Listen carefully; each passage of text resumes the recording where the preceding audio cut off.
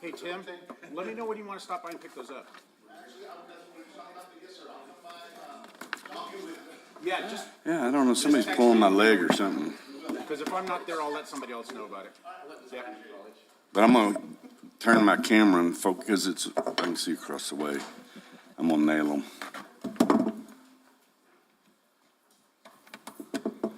But I guess it would be kind of...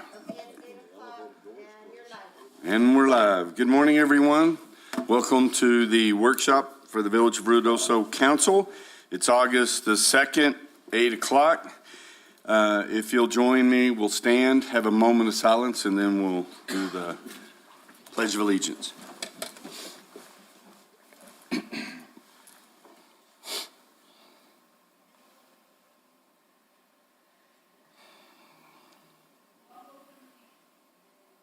Pledge. I pledge allegiance to the flag of the United States of America and to the republic for which it stands, one nation, under God, indivisible, with liberty and justice for all. I salute the flag of the state of New Mexico, the Zia symbol of perfect friendship among united cultures. All right, welcome everybody. One of these days I'd like to have a few sopranos in there. Make it a little more exciting. Oh, sir. There you go. Okay, so again, this is just a meeting to go over discussion items to be put on next week's agenda. There won't be any decisions made today except for is it a regular or consent item. So roll call, Ron. Mayor Crawford. Here. Councilor Salas. Here. Councilor Lutterman. Here. Councilor Eby.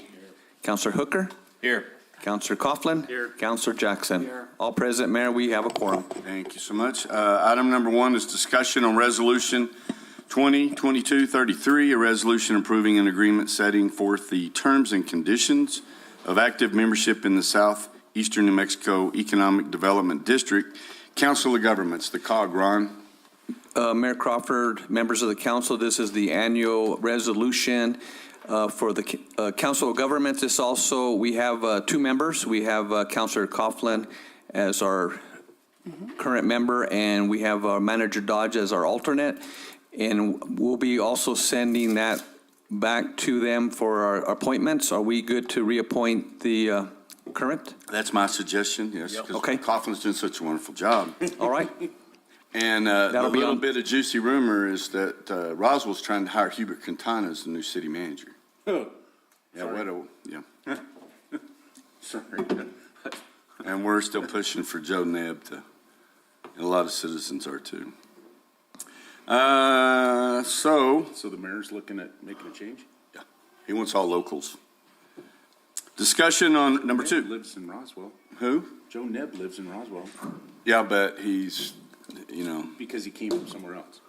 Mayor Crawford, do we, members of council, is this a regular consent? Okay. yes, Thank you. consent. Thank you. Sorry about that. Yeah, I know. I shouldn't open the Coughlin's box over there once he gets started. There's just no shutting him No, out. there's some By the way, I'm feeling much better today. There's a special relationship there. Yeah, I feel better today. Everything's coming together finally. Uh-oh, watch out. Discussion on resolution 2022-39, a resolution supporting temporary abatement of the annual CPI adjustment to utility rates as provided in the Village of Ruidoso Code of Ordinances. And so everybody knows that we tie that together. Yep. And it's 9%. So with everything else that's going on, inflation, the village is in really great shape due to some excellent management, leadership, and fortunate weather and things like that. So that's why I just did an executive order to hold that off, but I wanted to talk to you guys and have you review it. So Manager Dodge, you have some comments?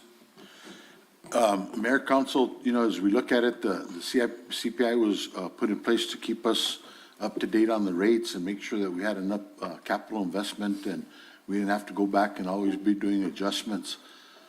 So one of the things I wanted to bring up is I had a suggestion that with this resolution, instead of looking at because of the inflation that's occurred, that's really what's pushing up this year's CPI, that maybe we do a 10-year average and go back and look at, what the CPI has been over the last 10 years and then apply a minimal amount, somewhere between 2 and 3%, as opposed to such a drastic increase of 9%.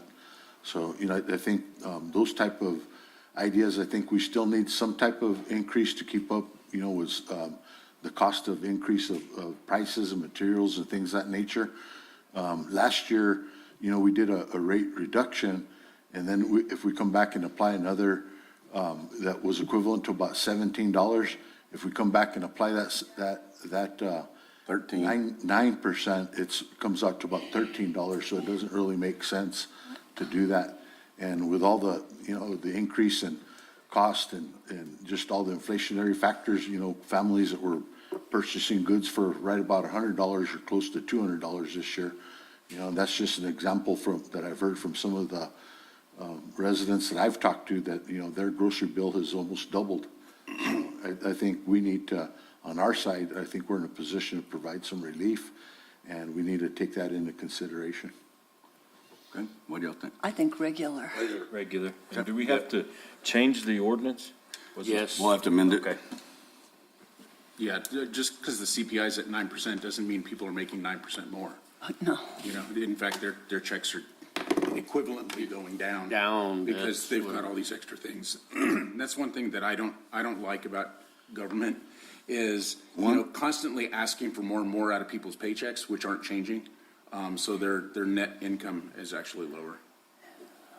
Mayor, councilors, would you like us to do that type Yeah, of an evaluation? go back on a 10-year average. I was thinking it was like 1.5% or somewhere in That's what I between thought. two. Just two But, the most. yeah, go back and give us the information on what 10 years looks like, and then the council, we can work on an average or do whatever pleases them. Thank you, Mayor, council. Manager Dodge, it might be good also to look at that as a median as opposed to an average. Okay. So, because you're gonna have highs, extreme highs now and extreme lows before. A median might give us a little better idea of both.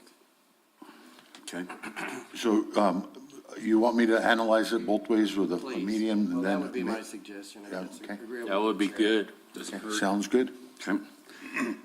Okay, there's regular, Ron. Item number 3, discussion on ratification of agreement with White Sands Construction, Inc. through Cooperative Educational Services. Mayor, just one thing on that.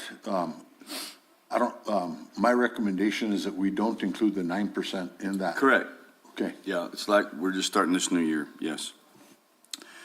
For Meacham Drive Housing Development Project located at 1114 Meacham Drive in the amount of $468,677.34.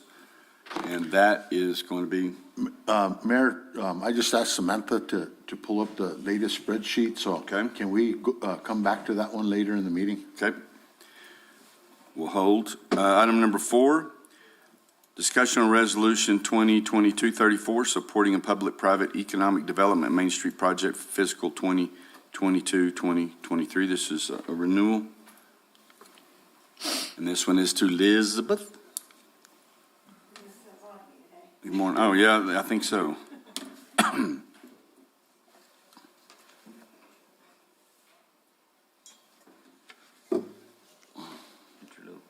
Yes, so this is the renewal with the Main Street Association. So they're looking for, the contribution that we usually do for the local Main Street program is based on a formula. And the formula where we sit is $35,000 annually. So it began August 1st, 2022 and end June 31st, 2023. June 30th. It'll never end if it's June 31st. I mean, June 30th, sorry. And so they're asking to renew. So there's a required payment. The government partner fund is between 20 and 60,000. Where we fall on the formula, they send in their contract, there's a grid based on our size and how much we need to participate. And that number is at 35,000 annually. Okay, And we do have that budgeted for this year. okay. One of the things I know that we're looking at resolutions, so this goes along with all the things that, for the next 4 items, I believe it is. Yes, and I was I'm kind of new to this, but we talked about the MOU and how it's a philosophical agreement between the Village of Ruidoso, the New Mexico Main Street Association, and RMA. So this resolution, the two resolutions that come, this one and the one with New Mexico Main Street Association would both support. Okay, so this one is just a resolution saying we support. Yes. So you guys want to, Well, I Yeah, have a consent. question, because it does say the additional 10,000 is available in the general fund's cash balance. So are they asking for more money? yes, Okay. they will. And that's where I was wanting to get down to. Okay, because that's The not. budgeting, the financial support and funding commitment. Yes. Would that be the proper place to address that? Well, okay, then regarding the resolution, in the first whereas, the village only has one L in it. It should have two. Yep, it's village, Village.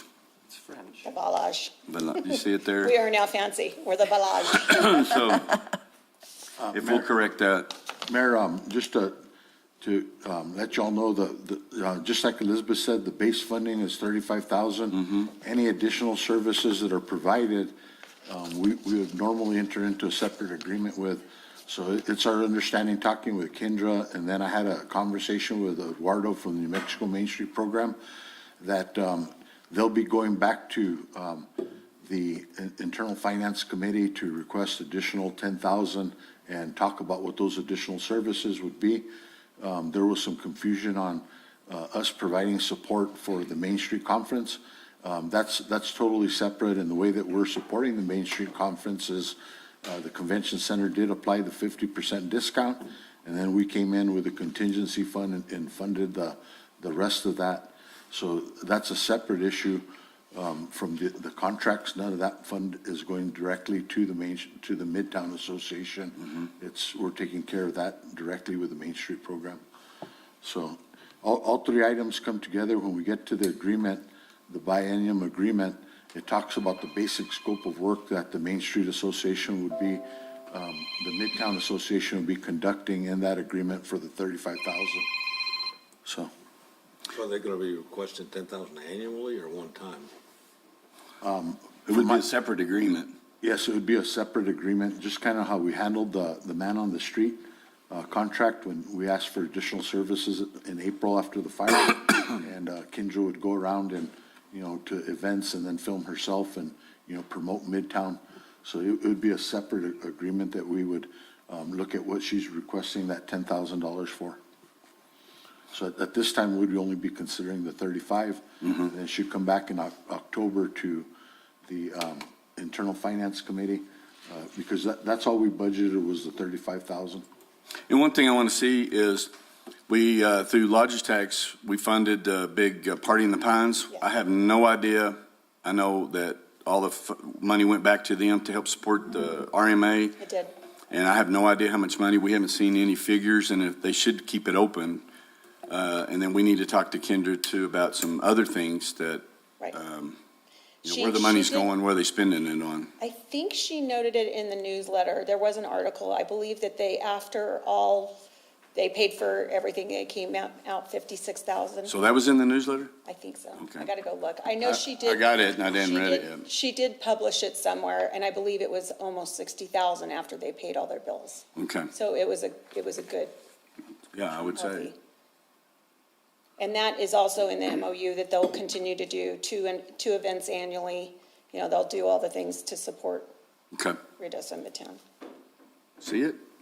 I'm looking for 60,000, but I'm just gonna I skip think it. it was 56. I'll have to go look. I know she published it somewhere, but it's 56 to 60,000 after they paid their bills.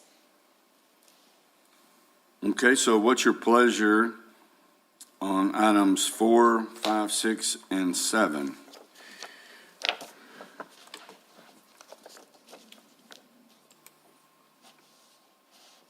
The first one is the resolution, Consent. just all on consent, Mayor, if I may make a recommendation, okay? with Kendra, she's actually supposed to be coming every so often and making a report. I'd recommend that we put these on regular, and then, have her give a report and talk about the revenue that she's made, and then her intent for the, what 2 events she's going to do this next year. Okay, because I'd like to hear more about what's going on, and it seems and I'll just say it out loud, this committee, every time we get started, then all of a sudden, there's, box out issues, and we have no idea what's going on over there, but they still want support, so we just want to be brought in so we understand what's going on and I agree. so we can be responsible. Okay? I would suggest item 4 being in consent, but then 5, 6, and 7 being in discussion on regular, because, Because item 4 is pretty much standard 35,000 plus the 10, but we could hit in there. Yeah. Yeah, because 7 talks about the 45,000, but if that's going to go to the Internal Finance Committee, then, Right, we don't want to put that on consent. right. Okay. When are they supposed to go to IFC? October. October? Okay. So item 4, Ron, consent. 5, 6, 7 will be regular. All right. Thank you, Mayor. Okay. Thank you, everyone. Thank you. You have another one, number 8? No. Discussion on recommendation from Lodgers Tax Committee on renewal agreement with Ellen Barone for website content creation, the amount of $1,000 per month. Yes, ma'am. Yes, Mayor. This is Ellen, who works for the agency. She has been producing our creative content on our website, and prior to me coming on, she was making $500. We asked Lodgers Tax to up that to $1,000 because we have increased. If you're visiting our website, you can see that her workload is probably tripled. So the $1,000 now, I think, is reasonable. Okay. Manager, have you had a chance to go on the website lately? Mayor, Council, I have, and, it has quite a bit more content than it previously had. And I know previously we were handling it as a small purchase, but it has grown in scope, so.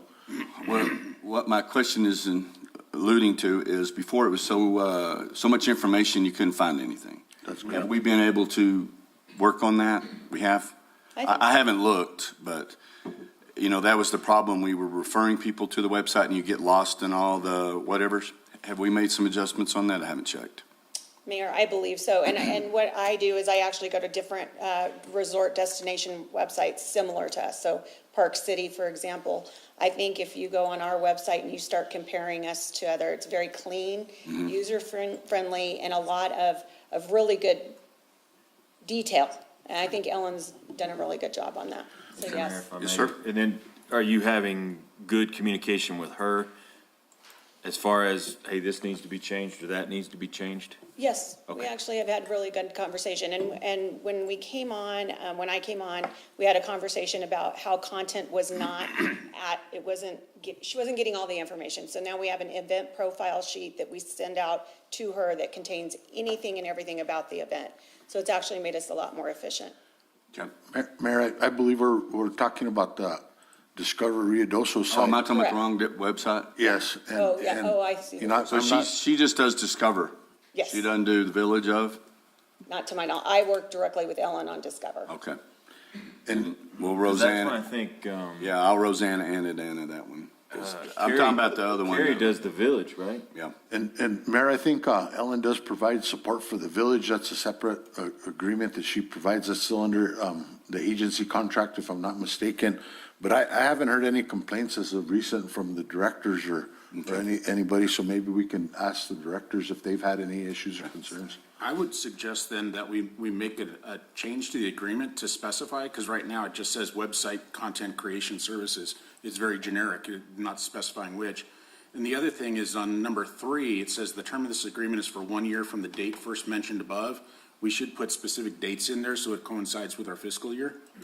Because if we don't agree, here we're in August, so 1 year is gonna span into a different fiscal year. Mayor, Councilor, one of the things that we had previously talked about with the agency contracts is trying to put them prior to the budget cycle so that we can, we understand, what our needs are going to be in with our strategic planning and all the efforts that are being made at that point. So the Main Street Conference, the Main Street contracts, we moved to this time of year because that's when they do their annual review. And they also receive federal funding for the Main Street program. That's where we try to line that contract up. at this time of year. And then the agency contract and their contracts we're trying to do, while we're developing the strategic plans as well. So we intentionally didn't want to line them up with a fiscal year. But you wanted them, you said you wanted them within the budget cycle. Yes, so, right, so that we'd understand that. So the RFPs for the agency are actually going to be due, I believe, in December. Yes, so that they're going to come, so if anything, we should probably line this one up with the agency contracts as well, or what we would consider our marketing contracts. Okay. Because nothing, guarantees that they would receive those moving forward. Okay. But, our intent is to try to line those up with our processes, internal processes, so we understand our needs. So if you say December, which December? In 6 months? This upcoming December would be when we would put it out again. And then, we would consider at that time a multi-year contract for, 3 to 4 years, depending on what the council and yourself would approve. So as long as there's a specified date in there, that aligns either whatever it aligns with.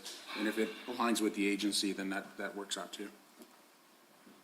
Okay, we'll correct that for this upcoming meeting. We'll visit with the clerk's office and see how we get that aligned. As Councilor Cornelius used to say, we always have a hard time catching the renewals of these contracts. So instead of having them spread out all over the place, if there was a little bit more. And Mayor and Council, I just want to, give props to the clerk's office. I think they've done an excellent job with the spreadsheet and the processes that we've been going through on a lot of the contracts that we have now. And I don't think we've missed any this year, right, Ron? Mayor, we'll keep our fingers crossed here. You just jinxed it, Tim. Okay, so item number item number 3 will be on the agreement. The term of this agreement will be from, and then you'll have that date changed. You mean 8? On the agreement. I'm looking the at the agreement agreement. where it talks about it. Because that's where it says, now therefore, number 3. So that's the language you'll change right there in that contract. And so we'll have to have it re-signed by Alan Riches or whoever the chairman is at that time. Okay. So we want this on, what's your pleasure? Consent? Consent, I'd be good with the changes. Good? Okay, with changes. Okay. Item number 9, discussion on ratification of task order 2022-007P-03 with Saul Aguilar, DBA J&S Pro Sound for promotion and production of annual entertainment program for the Ride Rudolph benefit concert. And so how's this one coming along, Elizabeth? Mayor, it's coming along great, I think. They are going to donate, or JNS is going to donate their production side to the event, and then we have Los Lonely Boys and Foghat as headliners, and we have a list of bands that are coming in to play for free. So there's a lot to this event. We're going to have the Globe of Death. Is it the Globe of Death? Yeah. Is it now? Because we went round and round. Yep, No it pun goes intended. round. But yes, I think this is going to be an amazing event. And if you've been to the ride, if you go to discoverruidoso.com and click on the ride event, it'll take you to our microsite that they developed, and it's quite phenomenal. I would encourage everybody to take a look. And it's very robust and comprehensive. I think we've gone leaps and bounds to where we thought we'd be with this. It looks really good. So Now, the this is Globe of Death's third- going to be out at Winter Park, out at Cedar Creek. it's going to be at Cedar Creek, or is it going to be at Eagle Creek? Mayor, Council, my understanding that is on Wednesday and Thursday. I was hoping Rodney would be here so he can confirm it, but on Wednesday and Thursday, it's going to be out at Eagle Creek. And, they're going to be doing a soft opening on the mountain coaster as well.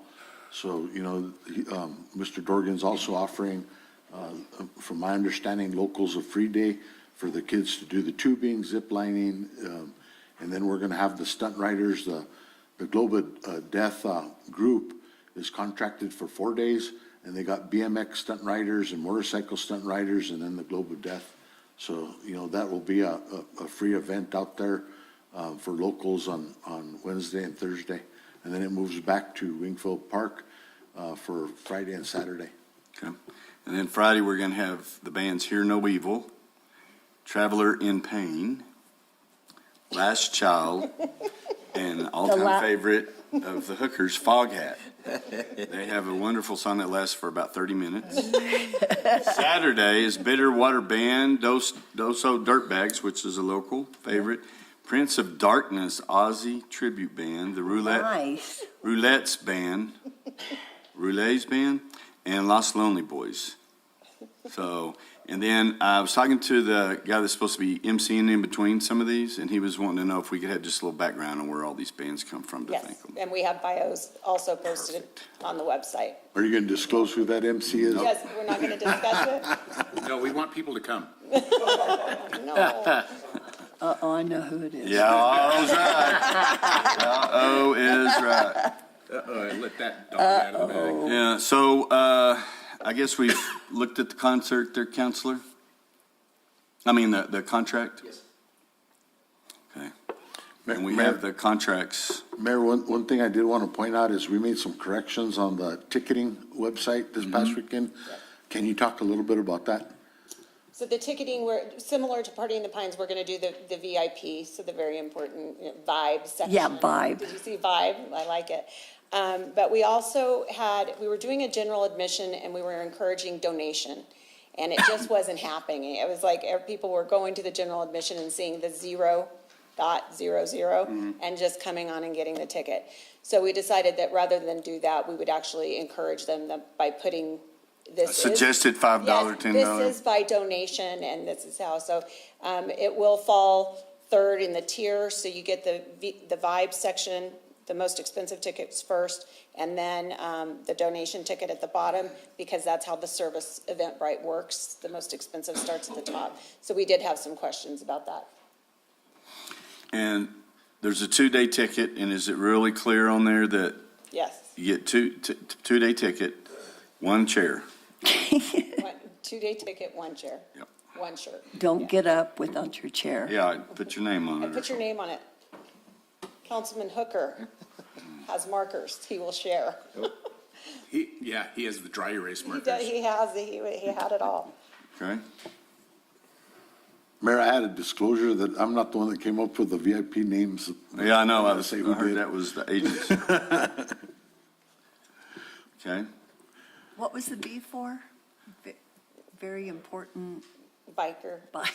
Very important biker experience. Okay. It's the other one he's talking about. You might want to go look. I don't even know what I it, didn't where's come up it? I don't even know what it is. Where is it? What is it? I'm not I talking, mean, we can't even advertise it. We can't, but you can't talk about it. well, It's spelled B*ICH. Section. Yeah, and then the next one is sidecar. Gotcha. Yeah. Hashtag. Okay. Any questions? I will say that I've been hearing from a lot of people going, no way, the bands that are coming. So, I mean, great job getting some well-known, popular bands. Oh, I thought you meant they were all upset. No, just Los Lonely Boys and Foghat, because there hasn't been a whole lot of word out as far as all the other bands, but just those people are going, no freaking way. So, yeah. No hashtagging way? No hashtag. Yeah. Well, it's, I know I did look up some of the bands, and one of them proudly wears a dress, Cool. Yeah. or he or she. They. So, anyway. We'll, Be sure and Yeah, that's what I'm gonna wear. So we want number 9 as a discussion item, so at least we talk about it, maybe other people hear about it. That would be good.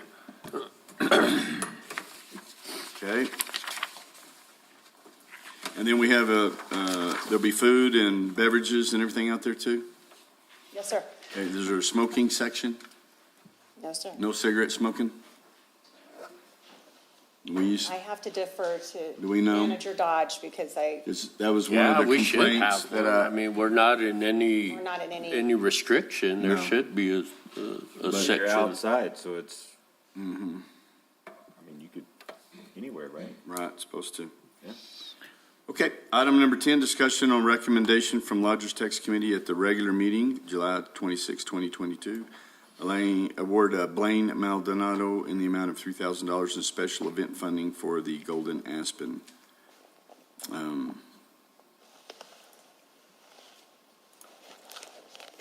And I know that they've been clearly defined what their reimbursables are, correct? Mayor, yes, Blaine Maldonado was awarded or recommended to be awarded by the Lodgers Tax $3,000, and the tier system would apply to them. So they will be meeting with Team Tourism and talking about what type of advertisement. We're also including their rally within the information that we're putting out to promote as part of, Ride Ruidoso's and overall overreaching for the whole week. We're even promoting the C10 truck show that happens that week prior to the September event. So they have been fully made aware of how their money can be spent and reimbursed. Okay. And this is kind of something new because previously we never really ratified or whatever Lodgers tax recommendations. I don't remember doing it. Do y'all? Yeah, I was gonna ask that question too, because all the others just went through the Lodgers tax, was approved and never came to us. Are we changing the format? Mayor, Council, normally they're approved with the budget process. Uh-huh. This one was outside the budget process. Gotcha. They didn't come to the budget hearing. Okay. Special arrangements. And then with all, funding events going through Lodgers tax, we have a small purchase agreement that we're entering into now. And then we're making sure that it's compliant with the current resolution that's in place for expenditures. Does everybody understand that? Before we just awarded the money, but we didn't have any type of an agreement. And through the years, the ideas of what were allowable for refundables had grown outside the scope of what is truly allowable by the state, so. I question items number 10 and number 11. There's no attachments. It's just, so what I'm reading here is we're just giving $3,000 to them and that's it. So there's no, you were talking about deliverables and things like that. Shouldn't there be some type of an attachment to these? Yeah, there should be at least a contract on number 10 And attached. 11? And then on 11. And I know 11 came in pretty quick. There was another special request. So if we could get the contract so that we have an understanding of what that is on number 10 and number 11. Because that was one of the questions that we had yesterday on the radio show. And Mayor, on the number 11, during the budget process, the Lodgers tax set aside $250,000 for Rodney because they know that he always comes in for capital outlay requests. And they didn't identify anything. So as he came in this time, that's why we're bringing it to you out of the normal budget process. But could we still have like, the question I had was, the tennis courts are going to be pickleball adaptable, and it's just a resurfacing, I guess. And then the 18 disc golf course, where's it at? Yeah, that's what I was wondering. Mayor, I was hoping Rodney Moon would Mountain. be here, but We've already got two, don't we, at Moon Mountain? We just got the one at Moon Mountain, but if we put another championship course like that, we could get some international tournaments coming in. So if you'll touch base with Rodney. yes. Yes, sir. Eric? So I know where the disc golf course is gonna be, because I Eagle Creek. talked with Rodney about it, so. Me and him were looking at the potential of a parking lot by, if you guys are familiar with, there's a old domestic well with a white, well house. Yep. What are we talking about? They're at the ball fields. Oh, Out of the ball field a little bit. I thought we were at Moon Mountain. You're over at down Eagle on Creek. Ski Run Road on Eagle Creek. Mm-hmm. So Rodney was talking about potentially putting in a small parking lot there and then doing an 18-hole course that's at the area where there was gonna be the cemetery. Yep. And then across Maju Peak Road onto our property there where Apple Orchard Well is, and on that hillside. We don't own that property where the cemetery's gonna be. I was looking at across the street, because what I was gonna suggest, across the street, we build a parking lot for employees only, so that way we don't have customers walking across the highway. And that the employees will be taking up those those spots all day where the in and out traffic could still have access. And then the other suggestion that I heard was that there by the hotel below Seafield was going to be another, 20-car parking spot for customers as well as ball players or whatever there. That's my Councilor understanding. Salas, I just want to specify that the small parking lot was meant for a disc golf course, and it's not across from the ball field. It's further towards Maju Peak Road. Right. So But on the well side, it's, on the west side of Monjo Road? so it was going to be on the east side of Maju. But see, we don't own that property. I was the person who led buying it back. Okay, So we do own that property. so we do own it. Yes. So we'll do infrastructure and everything there, porta potties and, That's my understanding. I don't want to speak for Rodney, but that's my understanding. They were looking at like a small parking lot, vault toilet, 18-hole course. So this is towards, but across the road from the RV park. Further Right, down- yeah. Further down Ski Run Road. so when you're Kind of going up by to Monjo Monjo. Road. Right there. Because we did buy that property. Yes. I don't remember that, but The I guy guess we did. butted up to it, and then we bought it for. Oh, that's right. Now it's coming back. So, as usual, for the impaired like myself, could you have a little map so we could see that? And when Rodney comes back, would you just relay that to him? Like where the 18-hole golf course would be, where the parking lot would be. I'll try to put something together, but like I said, it might be, it was about a year ago that Rodney and I talked about it. Mayor, Rodney did. I'm sorry about that. Mayor Council, Rodney did come back today, and I was assuming he was going to be here to answer those questions, so I apologize that he's not here. But we will get him here for the next meeting. And I'll help to make sure that Ashley and I can work with Rodney to make a map to add into the thing that we want. And then just to break down on what the 250 is. You know, we're talking about $10,000 on the other deal. Want to know where it's got, and I have no idea where this $250,000 going. What's going to be allotted to what? So the breakdown's in the financial impact on It's it. in there and Well, the 60, the 59, and 129? 129, so, because even the 60,000 for engineering of the parking lot, I mean, we built parking lots before. And, I mean, when Fred was here, he'd go do it up at Moon Mountain. I mean, they built a nice parking lot up there with no engineering or anything. They just built the road and put in there for, over at Sawmill Trailhead. You know, Forrest said, yeah, you could put a parking lot. You pay for all the material. I don't think we did engineering there. Grindstone Lake, we just built parking Yep, we lots. did. I mean, so that's what concerned me. I go, why are we spending 60,000 here? And honestly, I was thinking it was gonna be at Moon Mountain, which I prefer, where we would need engineering to make access to get to the upper part of the mountain from the east side.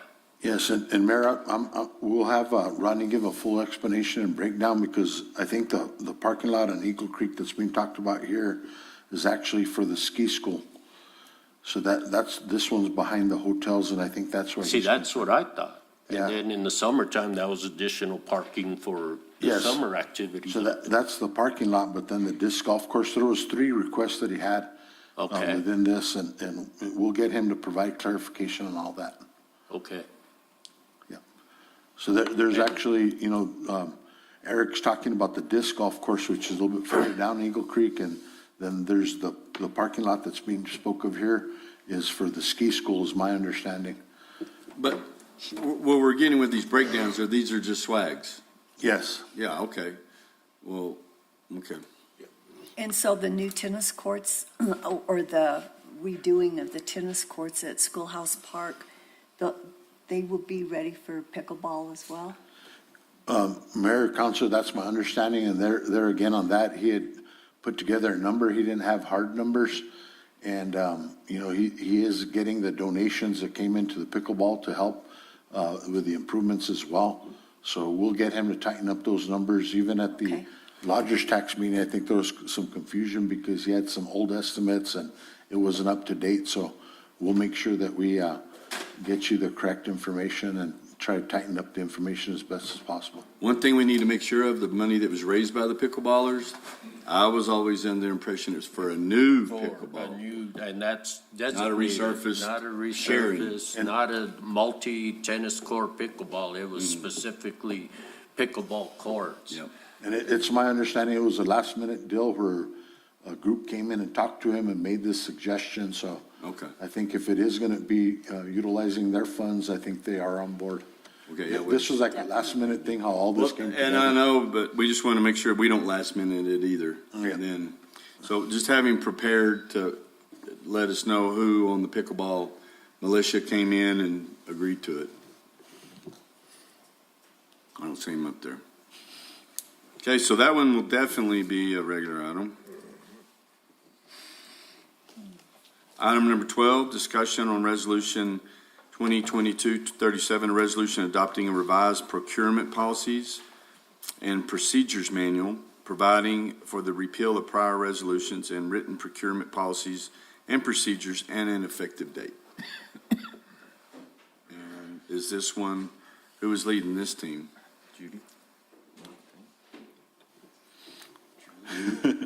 Judy? Judy was leading this team, but Andrea, do you know about this one? I know that Karen was working on it before she left, and Judy submitted it. Ron, do you know about this one? Mayor Crawford, members of the council, I don't have all the information. I know that Judy did revise the procurement policy and policy procedures manual for this fiscal year. And I didn't know if Andrea had anything else to just kind of the different, she had it listed in on the changes, correct? It was all what had been changed within the manual, in the document. Yeah, I didn't review it, the document.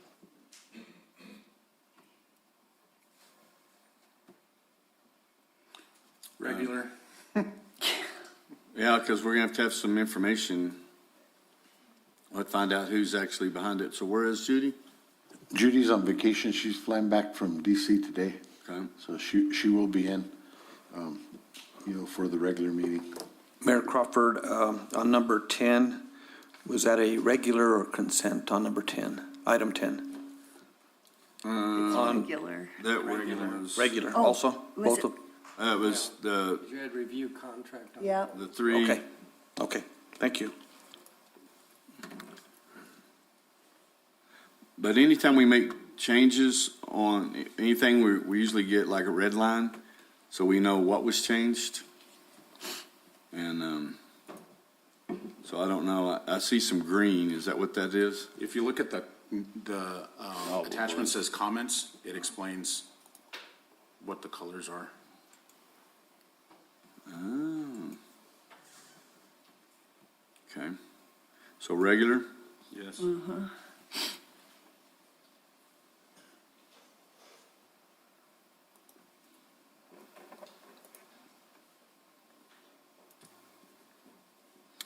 Number 13, discussion on grant agreement with Energy, Minerals, and Natural Resources Department for Wildland Urban Interface and Hazardous Fuels Reduction at Sierra Blanca Regional Airport.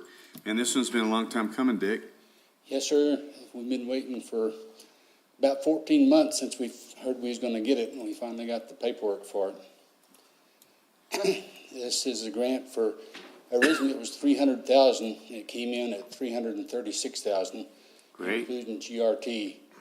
And we're obligated to thin 300 acres at the airport. And it'll be primarily a mastication project. It'll tie into some Forest Service projects and BLM projects that are fairly recent to increase the less likelihood of a big fire out there. Is this on the northeast part mainly, or is it up? It's going to be, the priority area is on the southwest. There's a big, about 100 acres on the southwest corner. And if we get a fire coming from that way, it could cause problem for the airport there. The other acreage is going to be on the east end and it'll tie into BLM. And it's actually on the approach to that east-west runway. So that'll be approximately 300 acres there, and we're going to actually get about 375 acres with the money we have. Okay. This is after the study on for the cactus or whatever that was? Mm-hmm. Okay. What's your pleasure? Consent. Consent. Okay, thank you for the 14 months of patience.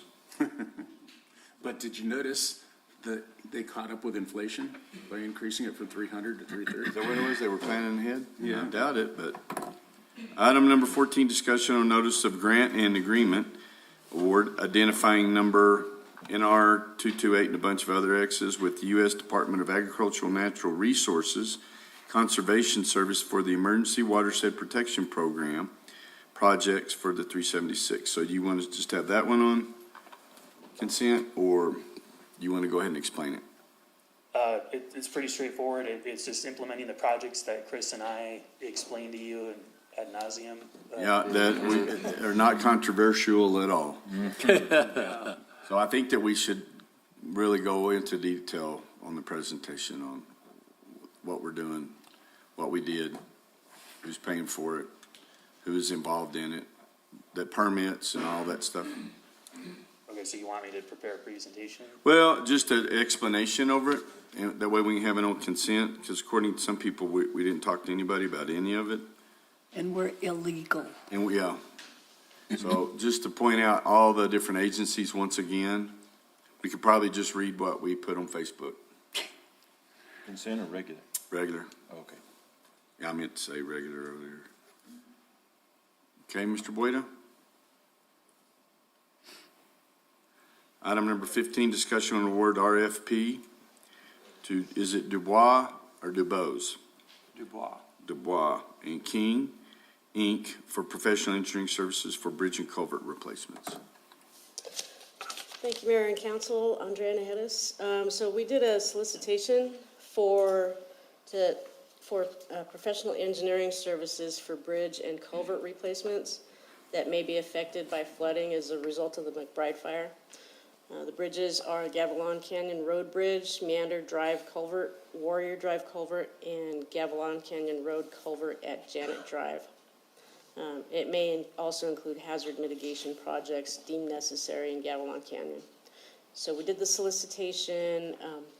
We advertised in 2 newspapers. And on our website, 18 firms drew down on the RFP.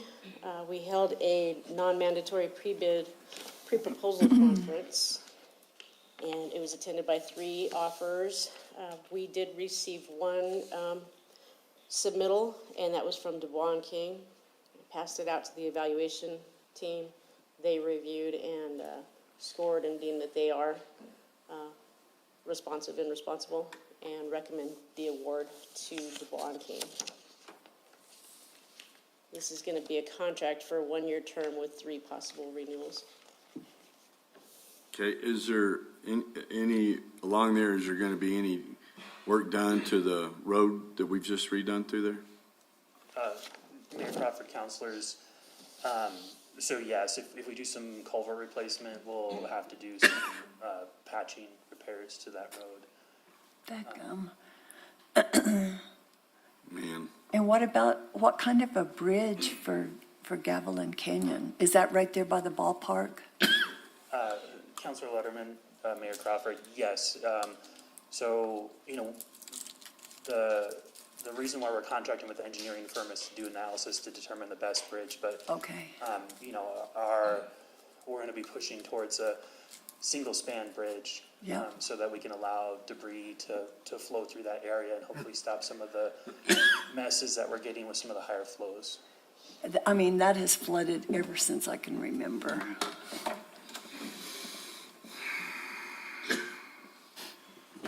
And Mayor, Eric, what type of time frame are you talking about? So Item number 17 is the actual task order with them to do the preliminary design work. So Phoebe and myself, so Phoebe with High Water Mark, have been trying to set up the village to take advantage of the upcoming funds that are associated with the fire disasters in the state. And so our intent is to get 60% design prepared for October. And in October, that's when the hazard mitigation grant application should open. If you look at the damage of all of the fires that were under this single declaration, 15% of the total damage is put into this hazard mitigation grant application program. And so with the county and the village working so diligently to make sure that we have all of our emergency planning documents, we're eligible to receive those funds, and some of the other counties that were impacted by the fires do not have those. So we have a really good opportunity to take advantage of that 15% of all of the disasters in the state to fund these projects. So we wanted to get the project to 60% design so that we kind of identify all of the major issues, and then we have a good engineer's estimate for the proposal, so we make sure that we don't get funds and then we realize, we only estimated for 50% of the total project cost. So, Mayor Eric, how many actual crossings are we gonna have with culverts? so this project is looking at 4 major areas. So we're looking at rehabbing the Meander Drive culverts, the Warrior Drive culvert, and then we're partnering with the county on this. We're working out the logistics for a memorandum of agreement for the Gavilan Canyon crossing near Janet Drive.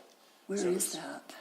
By the crossed by the cemetery, Yeah, right? okay. So by the TL George and Okay, there's, yeah. some storage units. Okay. But I think the point, Eric, what I'm talking about is there's only like one, the Janet Drive crossing is the one that crosses across Gavilan Canyon. The others are, That would impact the road. Yes, that's the only one that'll impact the road?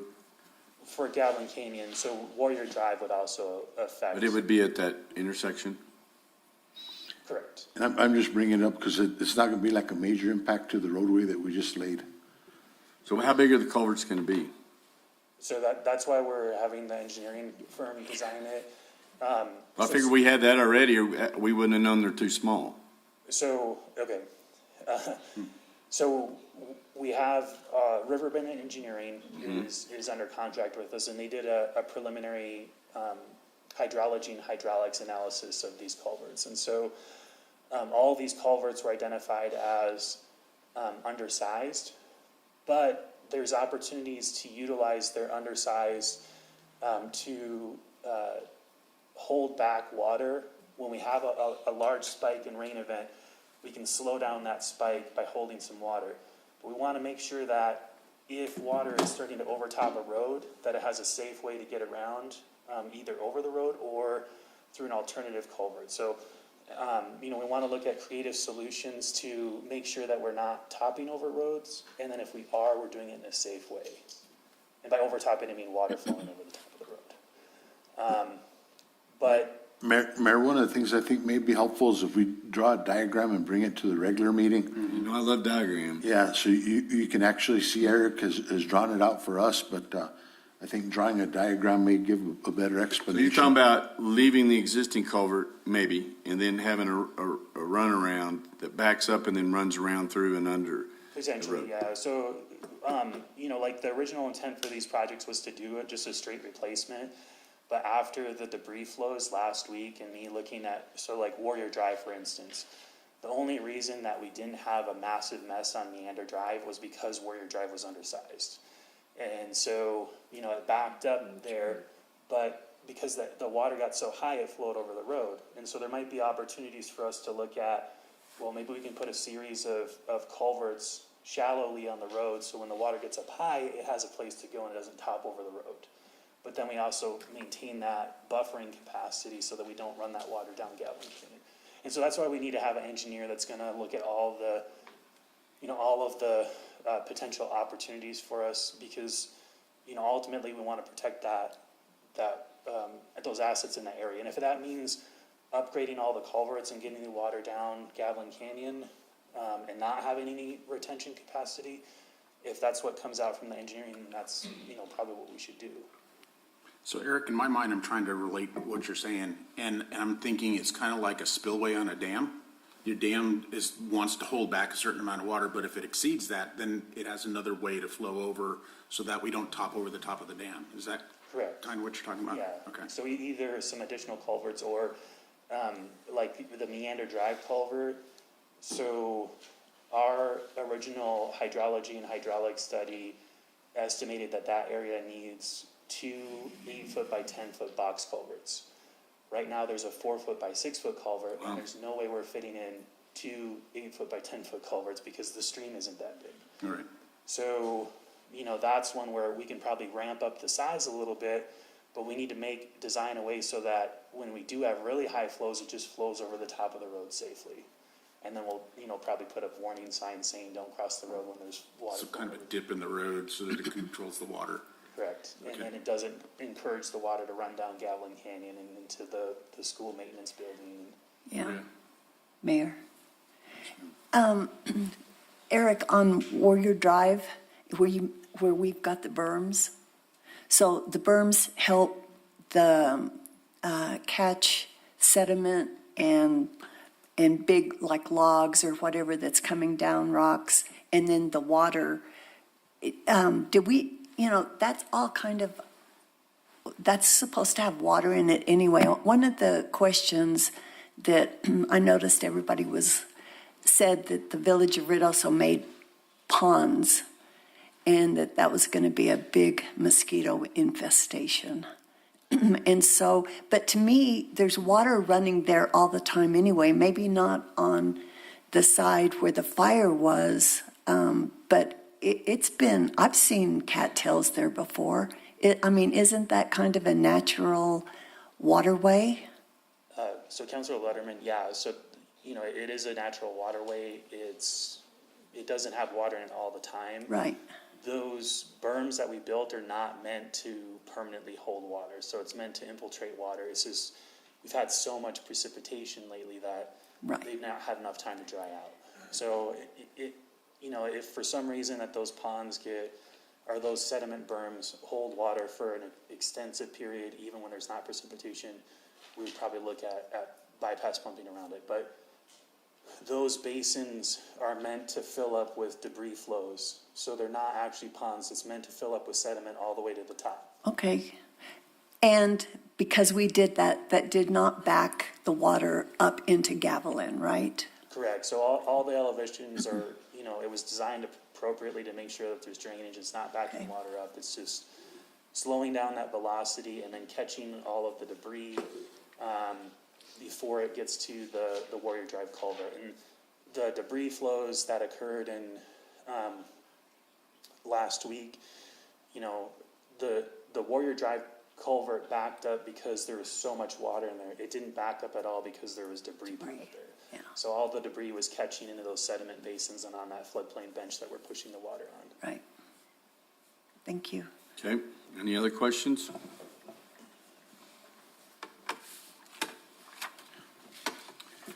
Mayor, I just want to state that we have been meeting, with some of the people that have been complaining, and we got another meeting today at 2 with one of the homeowners up, and we're answering questions that they may have or whatnot. So I just wanted to let you know we are doing some outreach as well. Thank you. There's a nifty little video that a friend of mine posted on Facebook on how he cleans his culvert out on his ranch lands. I just wondered how we clean ours out.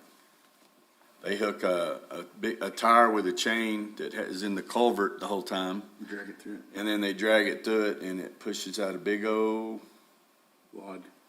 log. So I don't know how we do it, but that's the way he did it. Oh, my God. Pretty well. I've seen that. Yeah. This should be regular. Yep. Mayor Crawford, could I get a point of clarity? I think the main discussion is on the task order. Mm-hmm. I think we could do the agreement and award as a consent item. Yeah, we got 15, 16, and 17 for this. We kind of just discussed them together. Okay. So 15 is regular, No. and you want 16, 17 consent. 17 No. would be 15, 16 consent, 17 regular. Yeah. Okay. Oh, regular, I see, yeah.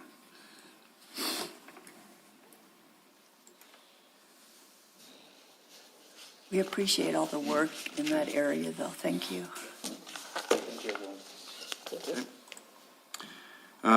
18, discussion on task order RFP 2019-008P-008P-8 with Yeh and Associates, Inc. for professional engineering services for Grindstone Dam emergency spillway and dam crest repairs in the amount not to exceed $234,610.13, including gross receipts tax. Hi, Randy. Good morning, Mayor, council members.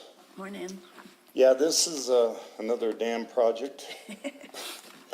But this is basically for Yeh and Associates to provide the engineering services to support the emergency spillway and North Dam Crest concrete repairs.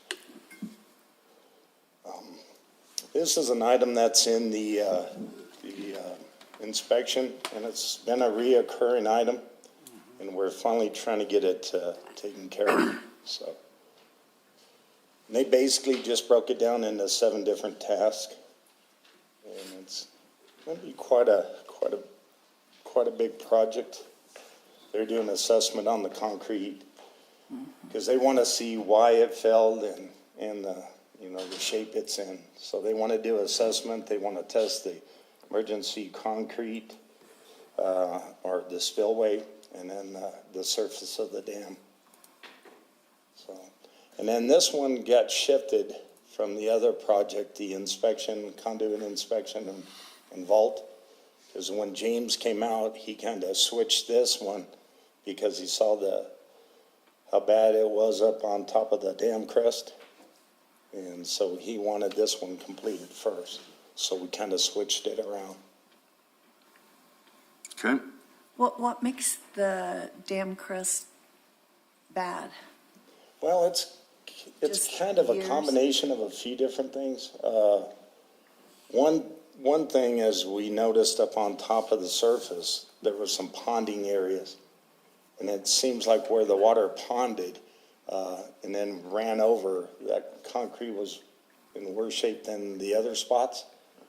And then the other thing is it could have been poured, with colder temperatures. Yeah. That's another possibility. And then the third one is bad concrete. Yeah, okay. Because it's so funny, when you first come up on the first portion of it, it's real bad. And then you go further towards the middle of it, it's better. And it's kind of weird. And then you get towards the very end of it, and it's in bad shape. So it's pretty deteriorated up on the far end of the dam crest. So what do you guys want? So can I ask a question? Sure. Really quick, Randy? So the way that this is written and reading all this and listening to you is it's in pretty bad shape. So the question then has to be asked, why hasn't it been taken care of previously, and why is it now coming if it's in pretty bad shape? Well, Is it pretty bad shape, like it has to be done immediately, or it's just getting worse and we really have to getting address worse. It's not any emergency, no. Okay. But it is a concern. And, a couple of years ago when James came out, we looked at it, and I took it upon myself to add this in the repairs, for Yeh and Associates. And then when he came out this last year, it kind of opened his eyes a little bit more, And, we don't know the total strength of it, but that's going to be assessed, during this project. So and to see how bad the damage is. So the deterioration has been progressing each year, and it's now at a point that we really need to address it. I believe so. Okay. Correct. Okay. What are you gonna do? I'm good with consent. Consent. Appreciate it. Thank you. Randy. Discussion on ratification of aviation grant agreement, project number SRR 2301 with the New Mexico Department of Transportation, NMDOT for Taxiway Alpha and restriping Part 139 at Sierra Blanca Regional Airport in the amount of $20,000. Before I go there, did we get the gate fixed yet? The gate has not been fixed yet. We have a generator and a welder. However, we don't have the cabling to put those two and two together. So we're looking at trying to get possibly Marty to come out and weld it. So the cable broke? The cable didn't break. We just, our mechanic has a welder now that we obtained. The generator that we previously had doesn't have the pigtail to match both male and female ends for the welder. And we don't have a long enough extension cord to run from the FBO over to the gate to plug the welder in and get it welded up. Dollar waiting on a dime? It sounds like a personal problem to me. Can we that ought to maybe be work with fixed. these guys to get that, figure out what we got to do to get the A plug into B slot? Adam, get Marty out there. And we also have another welder on village staff in the animal control. Yep. Dr. Tommy. Yeah. So, okay, gentlemen, thank you. Back to the 20 grand. Thank you, Mr. Mayor, members of the council. I got this grant last week from New Mexico DOT.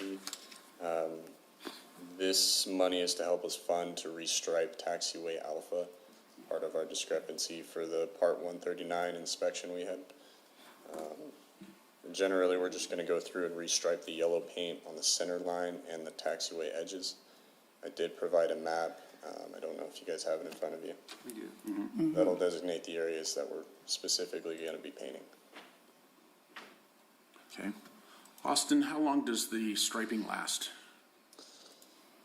With the paint that we use and it's recommended for this altitude and the weather up here, usually like to say 5 years on a very good basis, but it's more 2 to 3. So do we have a plan to restripe or refurbish the paint every 2 to 3 years or so? I think it does need to go on to the master plan as a revisitation every 2 to 3 years, yes, sir. And this taxiway, Councilor Coughlin and Mr. Mayor, is scheduled to be repaved within a few years as well, so that'll put that on another schedule there as well. Okay. Okay. All right. And Ron, what's the queen of the airport's name? Mayor, that's Jane Lucero. Jane. She'll be here next week for the State Aviation Conference. Yep. Lucero. You're right, Janice was wrong. Yeah, because you didn't tell me Janice, you told me Laura. Laura. No, that's even worse, huh? Yeah, I couldn't remember her name, but we're going to be so happy she's back. Okay. Any questions? Consent. Okay, consent. Okay, thank you. Thanks for getting the grant. And then if you'd resend me the names to make sure that I've got them all. I've contacted several of them. I want to get those guys tied up so we can get that Committee put together, yes, sir. yes, sir. Absolutely. Do you still want me to meet you after? No, that was it. Okay. I just wanted to ask you. Discussion on presentation of a FEMA Phase 3 hazard mitigation project.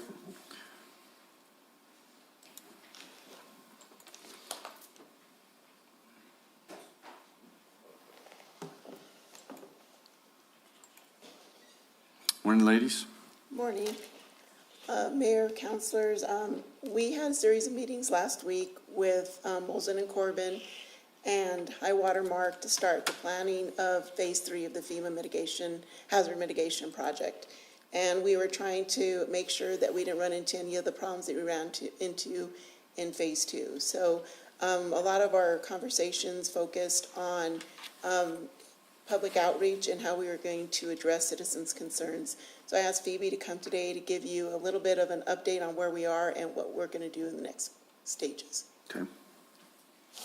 Good morning, Mayor. morning. Good morning, Council. Morning, Phoebe. Hey, how you doing? Good to see everybody, and the village manager, Zach, and deputy manager. Thank you so much.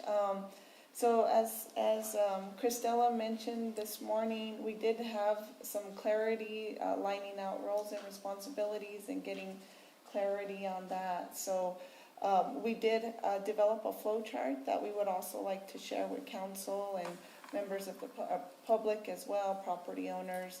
Also looking at a multiple prong approach, but making sure everybody is in line with each other, singing the same tune, and making sure that we coordinate, keeping Christella always on up to date, and so I'm not sure how we want to go through this, Mayor and Council. So we do have a timeline. It's 480 days to substantial completion for the project. Yesterday, I saw the notice to proceed transmitted via email to AUI, who is a contractor for the construction for Phase 3.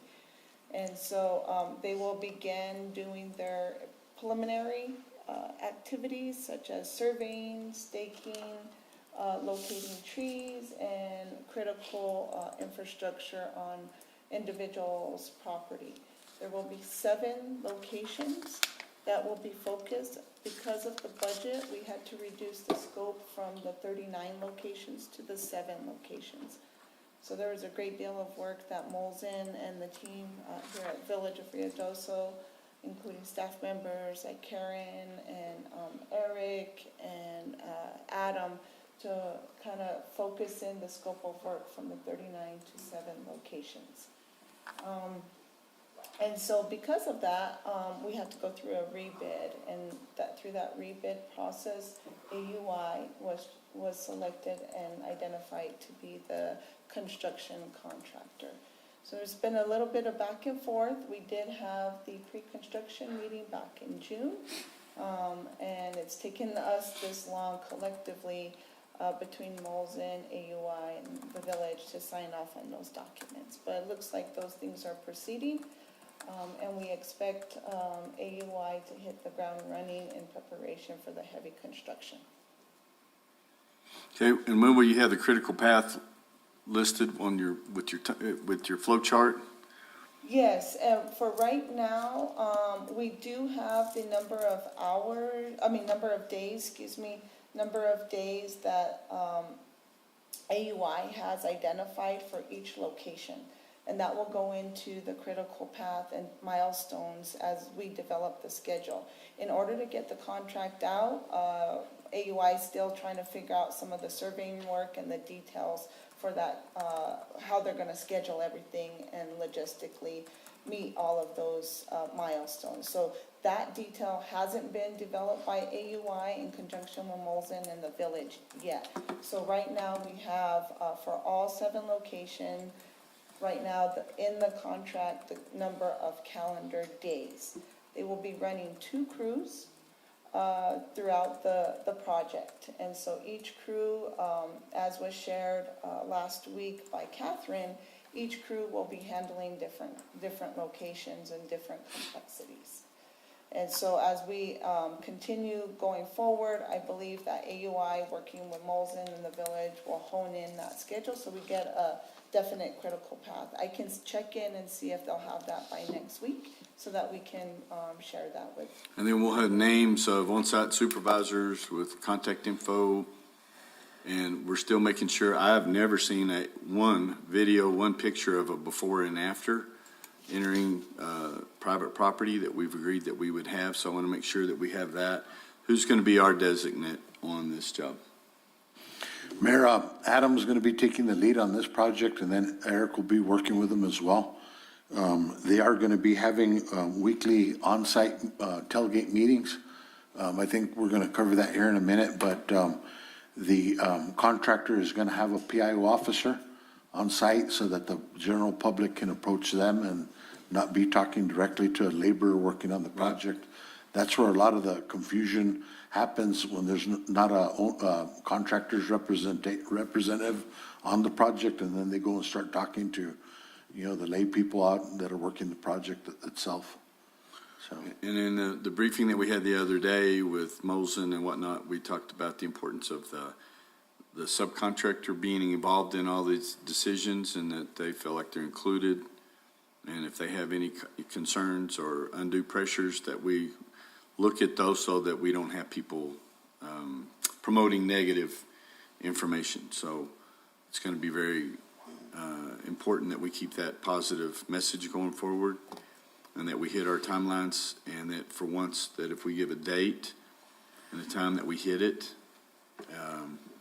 because that's one thing we haven't done this whole project. And it's not all our fault by any means, but so AUI will have, where are they going to stage at? Will they be set up right now? Where's that going to be? So right now, thank you for that question, Mayor and Council. Right now, near the Eagle Bridge is one of the main staging areas that they've identified. The other staging area that they're looking at is a staging area that Smithco is currently using near the Circle Lift Station. Great Wall.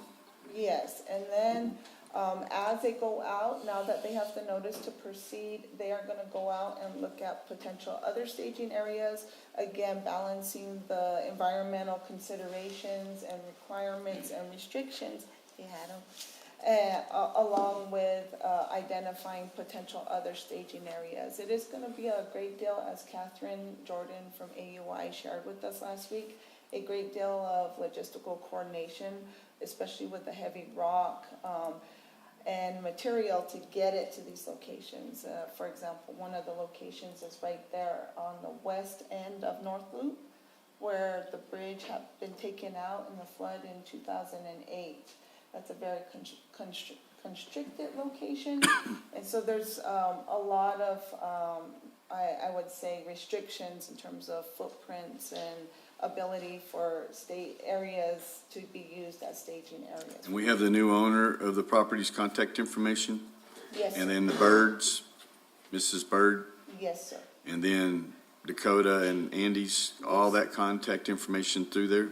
Yes, sir. And they'll be apprised of everything that's happening. As well as the Dismura. And the bridge will be put in after the mitigation? Yes, and so that's another, just to share all the complexities with the mayor and council, is the North Loop Bridge, as it is going through approval from FEMA, with FEMA, one of the complexities is once that bridge gets put in, there will be even more limitations and restrictions to get to location 3. So it will be important in terms of the coordination with Adam, with Eric, and with Christella, and all the other projects, that location 3 is done prior to the North Loop Bridge being installed. Mm-hmm. And just one other complication, Dakota and Andrea, they have a new baby, and they live right there, and they're living there 100% of the time. And so the other thing that they've informally asked, and we brought it to the village's attention, is that, you know, the baby's asleep and they're trying to mitigate their sleep schedule, but they're right there on top of the location. So they will be actually, they are planning to be moving in December of 2022. And so we've notified AUI and the staff here of that complication and that consideration. And so AUI has put location 3 as the second location for crew 1. The first location they will start on is 8A, which is just upstream of Main Road 2 Bridge. And so all of this is going to take 480 days? Yes. So as we looked at the calendar days within their schedule, if I may, Mayor, I apologize, Mayor, Council, if I may kind of go through really quick what AUI is looking at. So for location 3, they're looking at 130 calendar days. Location 5B, 80 days. Location 5C, 72 days. 8A, 75 days. Location 9, 64 days. 16A, 100 days, and 18A, 39 days. They're going to run 2 crews concurrently, so in parallel. And so preliminarily, we got the first kind of schedule, as I shared with the mayor and the council a few minutes ago. AUI is still looking at the logistics. They haven't gone on site to do the survey work to look at the access points and potential other staging areas that will also potentially impact their schedule and the logistics of getting material to the sites and locations. So it is, Mayor, Councilwoman Letterman, it is a great deal of coordination that are still, the details are still being worked on. When are they going to start this? So they have the notice to proceed today. They are gonna start surveying and going out and staking the sites, as Mayor shared a minute ago or a few minutes ago, is to also look at videoing. Got it. We have to get those videos, and before, that's in their contract. Molson reiterated that to them last week. So I should mention, Molson is the owner's representative, so they are the ones that can direct the contractor, and the contractor then directs the subs. So there's kind of like a hierarchy, Sure. a chain of command. And so they reminded them last week that they must do that survey work and the video work. Okay. We also, in doing that, need to confirm which trees are gonna be cut down. Those are the sensitive for the upper canyon. Those trees are very important to those property owners. So what you were saying was that they're gonna be running two crews concurrently. So does that mean that 480 days would be cut in half, or no? So you're saying from start to completion? Correct. Mayor, councilman, yeah, so they're gonna be running concurrently, but even though they're running concurrently, AUI is projecting to need most of that time. It's too substantial completion.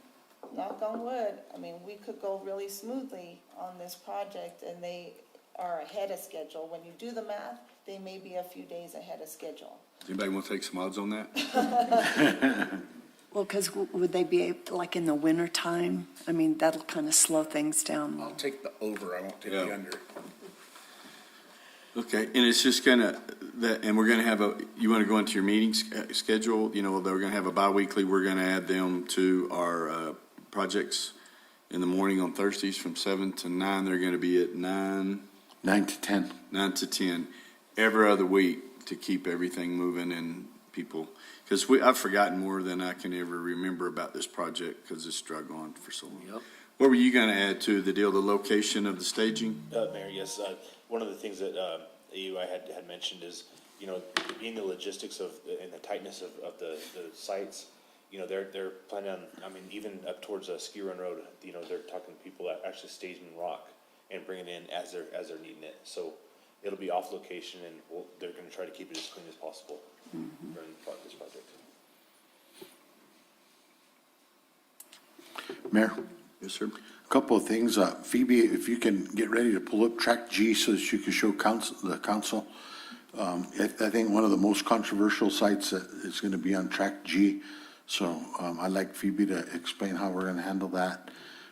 With this whole project, Mayor, what we've actually in the process of developing is a flow chart of how communication is going to be flowing between the different people involved. And, you know, oftentimes people get, you know, a little bit sidetracked because, like, for instance, if we talk about who's the project manager, well, it depends. There's a project manager on the environmental side, on the contractor side, and then on the village side. So we're going to have a flow chart that identifies all that. And when we talk about who's taking the lead on the property management part of it, the easements, that's going to be going directly to Ron, but everything's still going to flow back through the contractors. From the contractor to the engineer of record, which would be Clint. Clint's back? I mean, sorry. Steve. Yeah, Clint Dodge. It's Mr. Dodge is actually the engineer of record. Okay. Steve Morrow is a project manager. Steve Morrow, and then it would flow back to, like, if it was a property issue, then it would flow directly to Ron. Since Ron's the custodian record, a lot of those easements are a permanent, you know, piece of property, and he'll be managing that.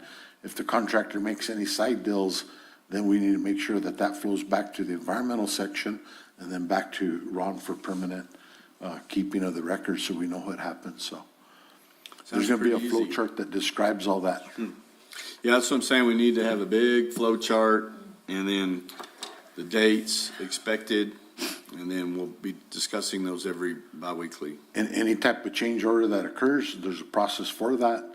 And then we know who's responsible for each process. So all those things have been discussed, and That chart is in development stages? We have actually a draft chart already. Okay. And we sent it, I think, to Ron and everybody later, yesterday. Is that just a Windows? This is the Apple. Oh. So, in the flow chart, basically like Mr. Manager Dodge had mentioned, it kind of flows out, responsibilities. And one of the things, like, as far as like the public information role, it'll go through, their PIO, our PIO, but at the same time, in the FYIs, I'll be sending out the FYIs to the council each week on the progress, and then the Monday morning email will be sent out for what they're gonna do the following week. And then when you say public information, that before trees cut, property's entered, before trees cut or identified the homeowner, property owner, they will know. Yes, sir. And so the other thing Mayor, Council, the other thing we reiterated to the contractor last week is even the R that we have gone to the property owners and said, this tree, that tree, once they do the survey, they're gonna mark the trees. Once they mark the trees, we're gonna go back out with the property owners and say, okay, here's the map, here's what we talked about, we wanna make sure. There are E trees, so those are evaluate trees. And what we had identified as those evaluate trees are, once the contractor gets on site, and if they hit a bunch of roots and we have to take them, we go back to the property owners. And so who is the tree person? What's the name? What's the top? Arborist? Yes, sir. So we have an arborist on that'll be tied in so that they'll be able to evaluate the health or survivability of the tree. Yes, Mayor, Council, so the contractor AUI had to have a certified arborist. And so that was specific in the contract, so they will be responsible for identifying and making those recommendations. We all as a team will also look at it along with the village and Adam and Eric on that as well. And so we've completely gone through this in your opinion, in your opinion, in your opinion, and there's no more he said, she said, and it's not my deal, it's that deal, and. We're identifying in this flow chart, the he said, she said, and what authority levels and approval processes that we have to go through. Because I do not want to hear any more that when I came on the project, or this happened before I got there, or my understanding was, I want it to be totally clear. And Mayor, one of the other things that we had brought up to AUI and, Moles and Corbin, high water mark in the village, is anytime that we're meeting with the homeowner, whether it's, Phoebe, myself, the arborist, whoever it is we're actually getting the documentation of that, signing off, saying, we talked to the homeowner on this date about this. So we don't have any more what I thought. Exactly. In my mind. And I didn't talk to him at all. Yes. From the customer to us. And that when we're sending out emails, that we do have a response or text or whatever, that we know that they received it, not that we hope they received it. Okay. So it's going to be a long process, but I think that we need to, the meetings will help a lot. And Mayor and Council and Mayor and Village Manager, I know last week we produced a comprehensive map of all the locations with the property owners identified, with their phone number. We have a landline, a cell number, and an email, all verified. So you can see a visual. I don't know if that will be helpful. Well, I was online and I could barely see the map with it highlighted with the different, but one thing that I did notice was that some of the last contacted was in 2019. So we need to make sure that's all updated, and some of the things that we talked about was some of those properties have been sold, because these easements haven't been registered, so we're having to go back and get, more easements. And so we need to make sure we get all that to the county and that we follow through with those things. So that it's just, because that's one of the things that people have started doing. They think this is going to be a perpetual project for the rest of their lives. So people are trying to sell some homes and move out, and the people buying them, some of them aren't even aware that this is happening. Even though it should have been disclosed, but the realtors that I've talked to said, well, nothing's happened. If we'd have waited, that would have been in 2008. how do you argue? So we just need to get their ace in the hole out by making sure we have all this registered with the county, so that any title searches or whatever, it's identified. Absolutely. Anybody else have any questions? No. Okay, and so we'll talk about this and go over the dates, and then by then we'll have a flow chart that we'll have for next week that we can have posted on our website and all those different things. So this will have its own website? I think we're gonna use the, what was it? Ruidoso Sewer Project. Same one? Yes. Okay. Is it good and clean? Where the Molson will be, so under Molson's contract, again, one of the roles and responsibilities, Molson has contracted with the agency to work on their website for this project. So they will be going through a process to update that, and as you mentioned, make it easy for anybody to get information off that website. Plus, make sure that it coordinates with the Village of Ruidoso's website, and that there's a link and that can make those connections, Mayor. Okay. Anyone else? Mayor, I would like them to, were you able to pull up track G? Yes, yes. Oh, yeah. It won't be able to come up there because it's. Oh, okay. She's got Apple though. I can. And everybody remembers the mysterious track G? No. It's right next to the Bermuda Triangle, except for it's like this long. That everybody owns and nobody takes care Oh, of. the one that always has the posted signs, no Yeah. trespassing? Yeah, That's really ours? yeah, maybe. Oh. Yeah, I mean, according to Koppler and Judge Koppler and those other guys, it's just very complicated.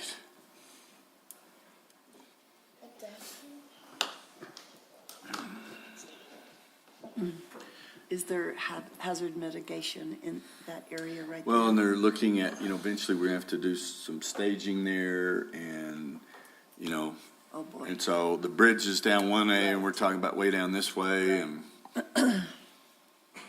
and some stabilization and all kinds of different things. So it's not easy, or it would have been done already.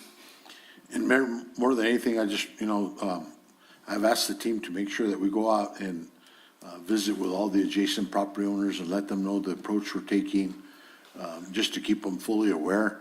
I think the recommended approach is the least impactful. And, hopefully we get consensus from all those people without too much. And some of the public information we need to put out that we talked about is, we're hopefully we want to be very understanding, very patient with these people, but also that this is their sewer too. So. Thank you. Is it okay to proceed? Yes, ma'am. Mayor, council, so this is a map, Mayor, Phoebe, just start off by pointing out where the Main Street Bridge 2 is, because it's always confusing unless you start with that. Thank you, Village Manager.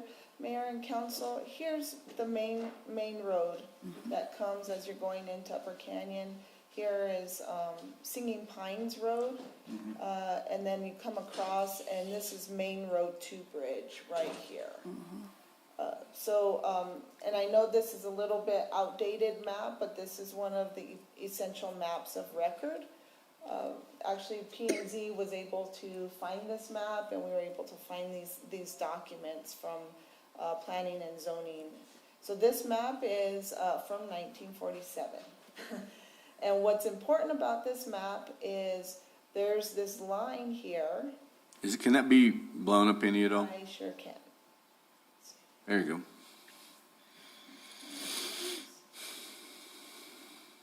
So this line here, along with this major feature here, we have documentation that from this line to the edge of track G, the eastern edge of track G, this yellow portion has been identified as a utility easement portion to the Village of Ruidoso.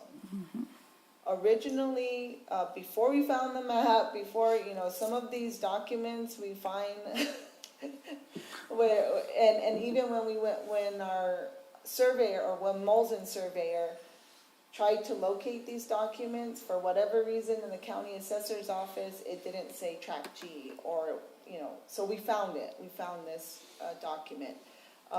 So before we found it, we had these access points here, these blue access points. And so now that we have this document, the attorneys have reviewed some of the background information. The village does have this utility easement documented from this major feature, this north-south line with this point here. Our discussion has been, can we utilize this portion, since we've already have a documented utility easement, for the access?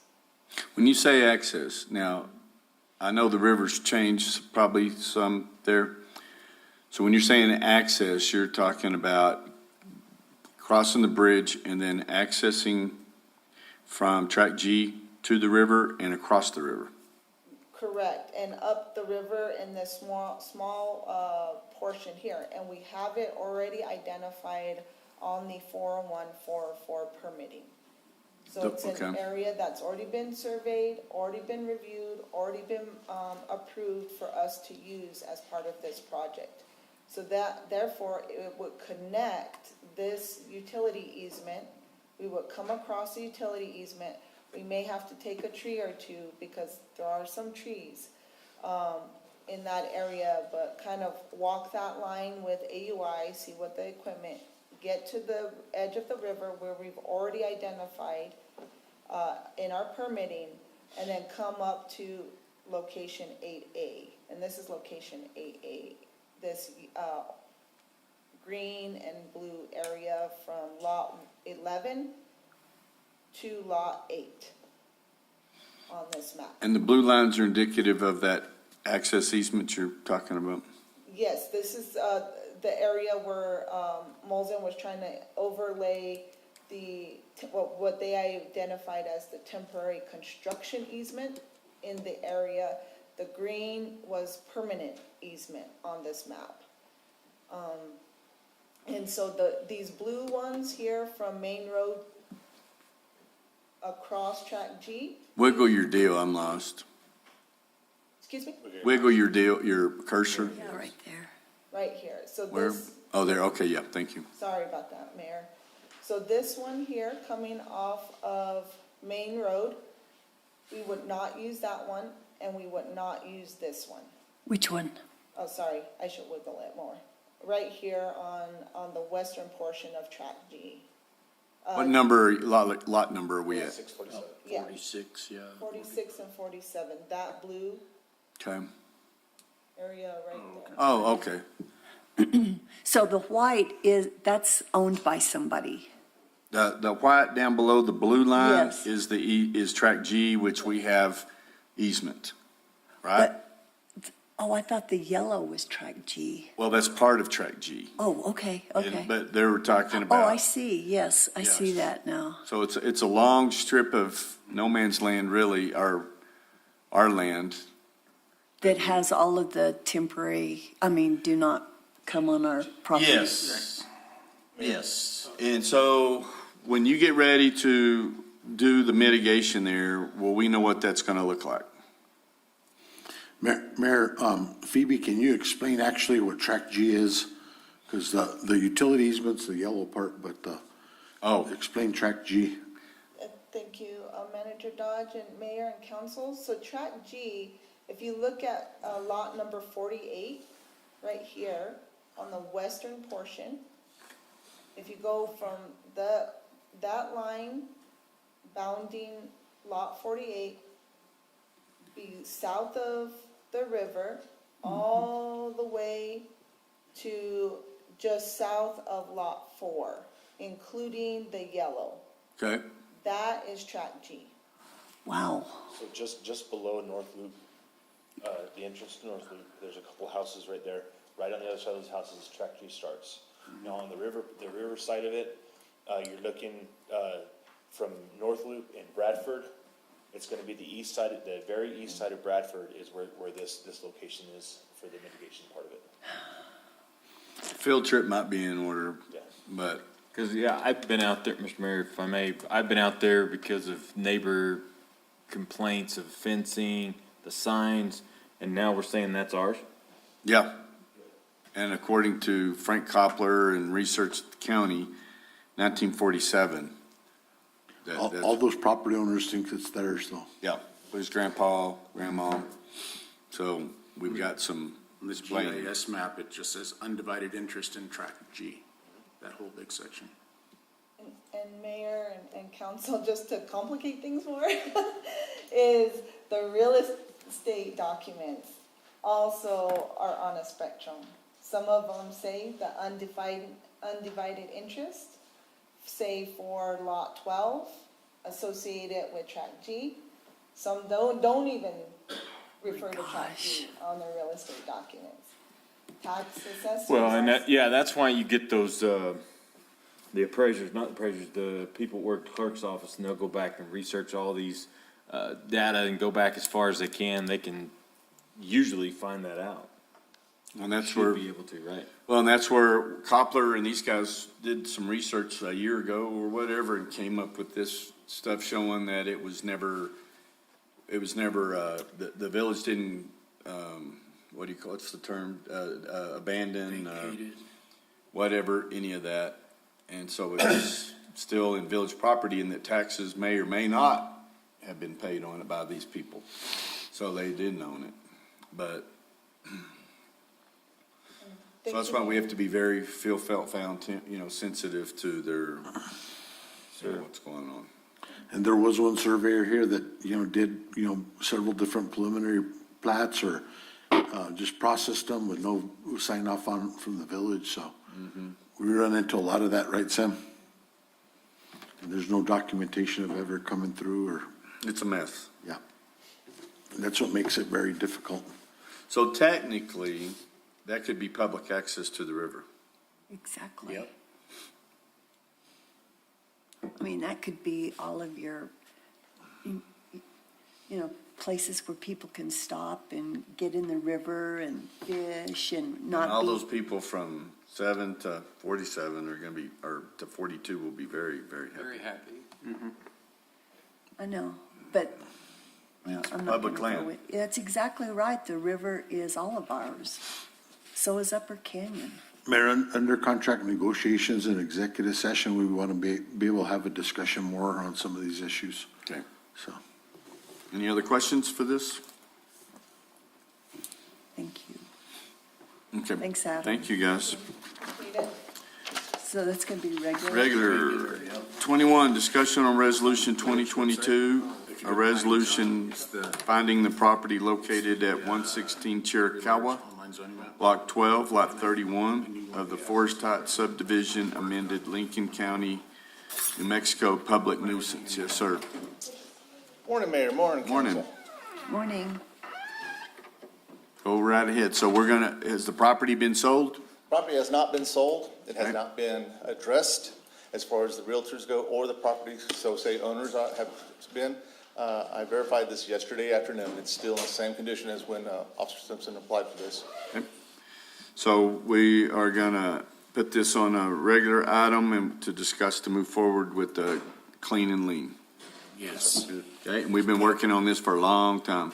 It's at least 6 months hard. It's had several incidences in prior years of where it was a nuisance to the village. It's just come to a head. Yep. And Is that the kind of the A-frame where everything is out in front? That's what I Mayor, thought. Councilman Letterman, yes, ma'am. Yeah. so the neighbors, I know they'll be happy to hear about it.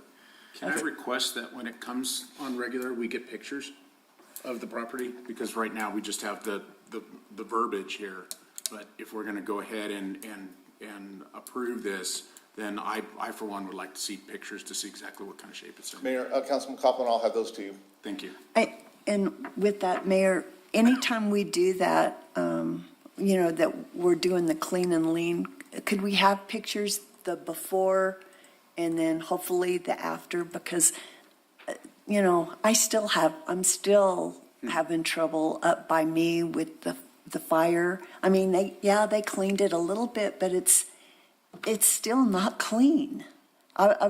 So I know it's not on the agenda, but I would like some kind of report where we are with contacting them, what we're doing, what we've done.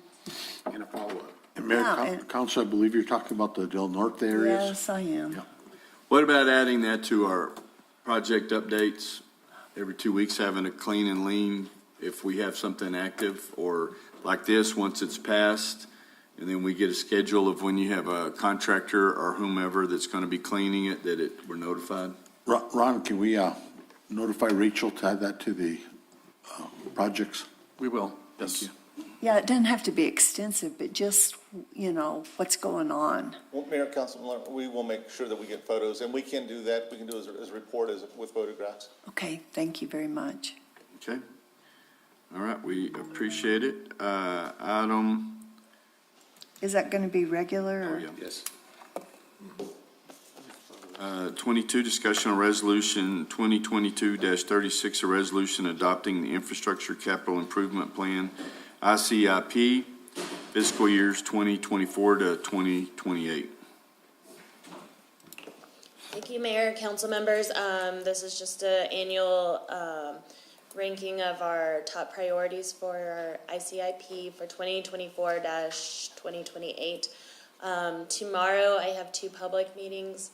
One's at 10, and then one is at 4 o'clock to gain input into this. Once I have a completed project list, hopefully by the end of the day, if not early Thursday, I'll provide that to the clerk's office to get uploaded for you all. Okay. Any questions for Samantha? Yes, Um, ma'am. Could this ICIP, could that be part, could we say, hey, the project on Main Road from Meacham to the Circle? Could that be something that we could have sidewalks and curb and Yep. do all that really nice? That is the gateway. To the Upper Canyon, and Yes. we have a committee that's been picked that will be part of it. I'm going to give the names to Samantha today. Because I get all the time, why can't we have nice sidewalks? It completes the area, and I agree.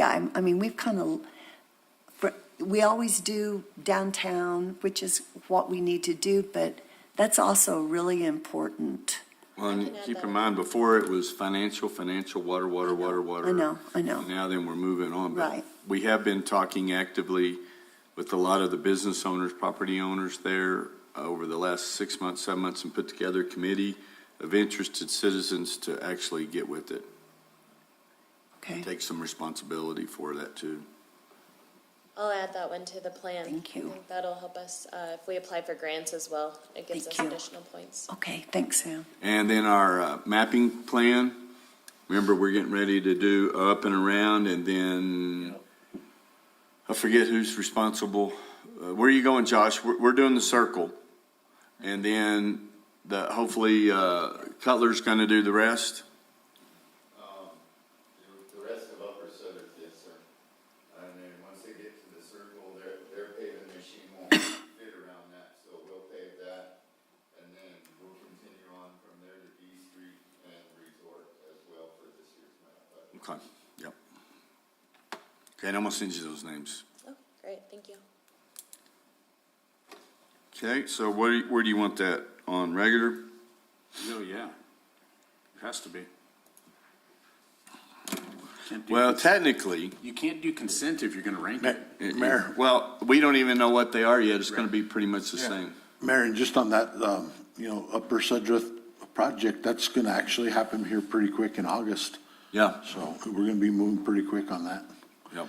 But then, we do have, and we've had other conversations about the sidewalk and, so we do need to come back and, clean up that whole area. Even that drainage is ugly. Yeah. In that area, so. Tim, when is Paradise scheduled to get started? I would say probably within next week. I think they're going to finish Warrior this week. Yeah. And they're moving very quick on that. I think they just have a little piece to mill, right? Yeah.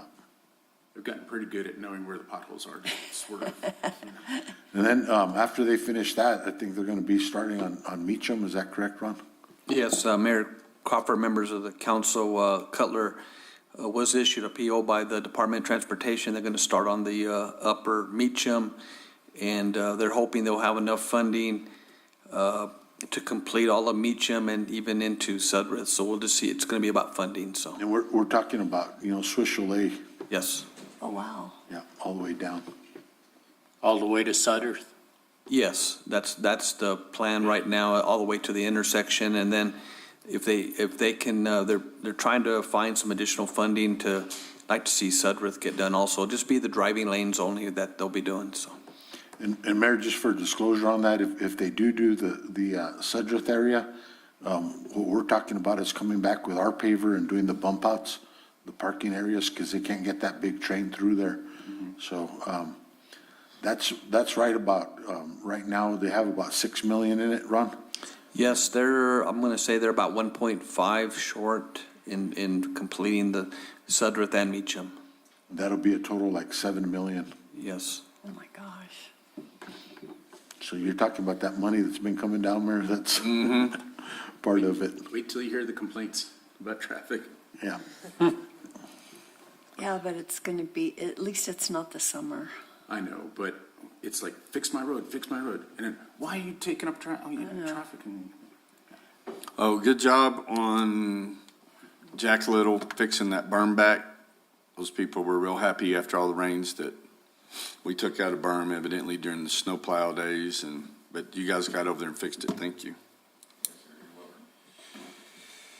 Okay, number 23, request a public hearing on September 13th, 2022 on case 2022-279 public vacation of a portion of Alamogordo Street and public dedication of roadway applicant Dana Shank, location 143 Fern Trail, Rudolph, New Mexico, lot 678, block D for Rudolph Springs.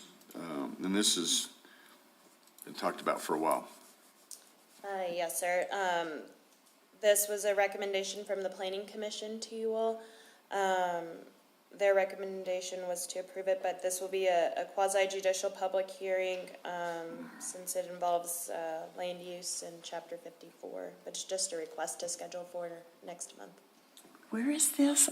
The south side of the river, right, isn't it? Right off of Grindstone? Mm-hmm. Off Grindstone to Fern Trail. You know, that one piece we talked about a long time ago, who Yep. owns it, what owns it? Yep. Okay. So, back after the flood of 08, Okay. so. consent. Okay, and that's consent. Yep. Hey, item number 24, request to schedule a public hearing on September 13th, 2022 on ordinance 2022-06 and ordinance amending the Village of Rudolph's Municipal Code of Ordinance. Yay. Chapter 54, Land Use, Article 2, Zoning, Division 5, signs, sections 54-181 through 186, sections 54-188 through 192, and sections 54 through 193 through 196. And This is a request to schedule to amend our sign ordinance. We had pulled it at a previous meeting. We needed to run some of the language by our council as well as just provide clarification on a DOT request for signage in the right-of-way. okay, This has been, what, 2 years or so? We did start at the beginning of COVID, yeah. Yeah. And then we held off because of COVID, because we made a bunch of exceptions. Yeah, we had the executive order to allow the signage for pickup and delivery and all the changes of operations for little retail stores. promote an attractive built environment, successful commercial districts, and a healthy local economy. So commercial districts are all the C1, C2, C3. B, highlight a positive contribution signs can make, highlight the positive contribution signs can make to create a sense of place in the community. So that language is pretty subjective to me. So how does that work exactly? Because it still will be with the other, because that's new language in here, right? The resolution to it, or like the, I'm looking at the ordinance that you have, that shows that some of this stuff has been struck. And then it looks like new stuff has been added under chapter 54, 181. yes, it's been substantially changed. Yeah, so, but I'm just, is that language clear enough of what that means? Which one were you asking about? The preamble part, is that what you're reading? It's, yes, when you first go to the ordinance, the whereases, and then you go down to bold Yes. underlined text is proposed for adoption. And then you have purpose of the division. Right, okay. And then go down, right under there, it Okay, starts to yes. promote public health, and it talks about it. And then I guess that language is broad enough that when we get into abandonment, animated, and then to give actual descriptives, because it's pretty extensive when you read through this. Mm-hmm. But again, the ripple effects that we always have on these things. Mayor, do you want Zach to maybe do some wordsmithing in that area? If maybe just that it's more clear, because, you know, no matter what we do, when you talk about temporary signs having character letters, and then what is a temporary sign? Is there a length of time? And I was looking through there and I didn't ever find a determination on that. If it's for the permitted time of 2 weeks or that 1 month. And we've gotten better at describing blade flags, you know, of things like that. Because you still see a lot of stuff that's coming out that I just want to make sure it's very clear that it's not subjective to, you know, because it has been a long time coming. On an abandoned sign, I had to help, I didn't have to, but I helped Rifle with a grant, not Rifle, I'm sorry, T-Bone with a grant the other day, and I had to go all up and down Suttereth. On Suttereth, there is an abandoned sign that's been laid down. Yeah. And it's very hazardous. How long do we say, hey, you need to get that up and out of here? Especially if it's hazardous, can you? It's right at on the sidewalk. It looks like it was rusted out at the base and Yeah. we laid it over. Mm-hmm. Code enforcement's been working on that. Okay. Zach, have they been working with you on that? There was some legal issues. with it. Okay, But, well, I just notated that when I was we had to do litter and abandoned cars, it was big, but I did notice that, so, okay. As soon as they go out of business, we try to get with them, and some of them are reluctant to take them. You know, and some of them in the past, the sign was, you know, like the wild snail and some of those that came down to do some rework, and they tried to Right. put it back up and they couldn't because they Right. took it down. So a lot of those things, you know, that are iconic, like the one over on Meacham by Thriftway, you know, that's that old neon sign that people want to keep. So, you know, but something has to be done to keep them moving forward on them. Okay. Okay, so. I thought if a business goes out, it falls on the property owner, But it must come down. but it must come down, yeah. Because a business going out of business, typically, they don't have any money to spend to take down a sign, so they're just gonna leave it. Yep. And I didn't see it in here, but I was looking. What about signs that are inside windows? So I didn't see that. those are incidental signs. Typically, they're allowed as long as, it's not like additional signage like that has the business name repeated. Like if it's displaying something that's sold inside and it's incidental. Like Budweiser, like cannabis, so it's inside the glass, so that doesn't count as signage. No. Okay. But even if it's blinking and flashing and all that. The blinking and flashing one, like the one at Crafty Cup, we did permit that. Okay.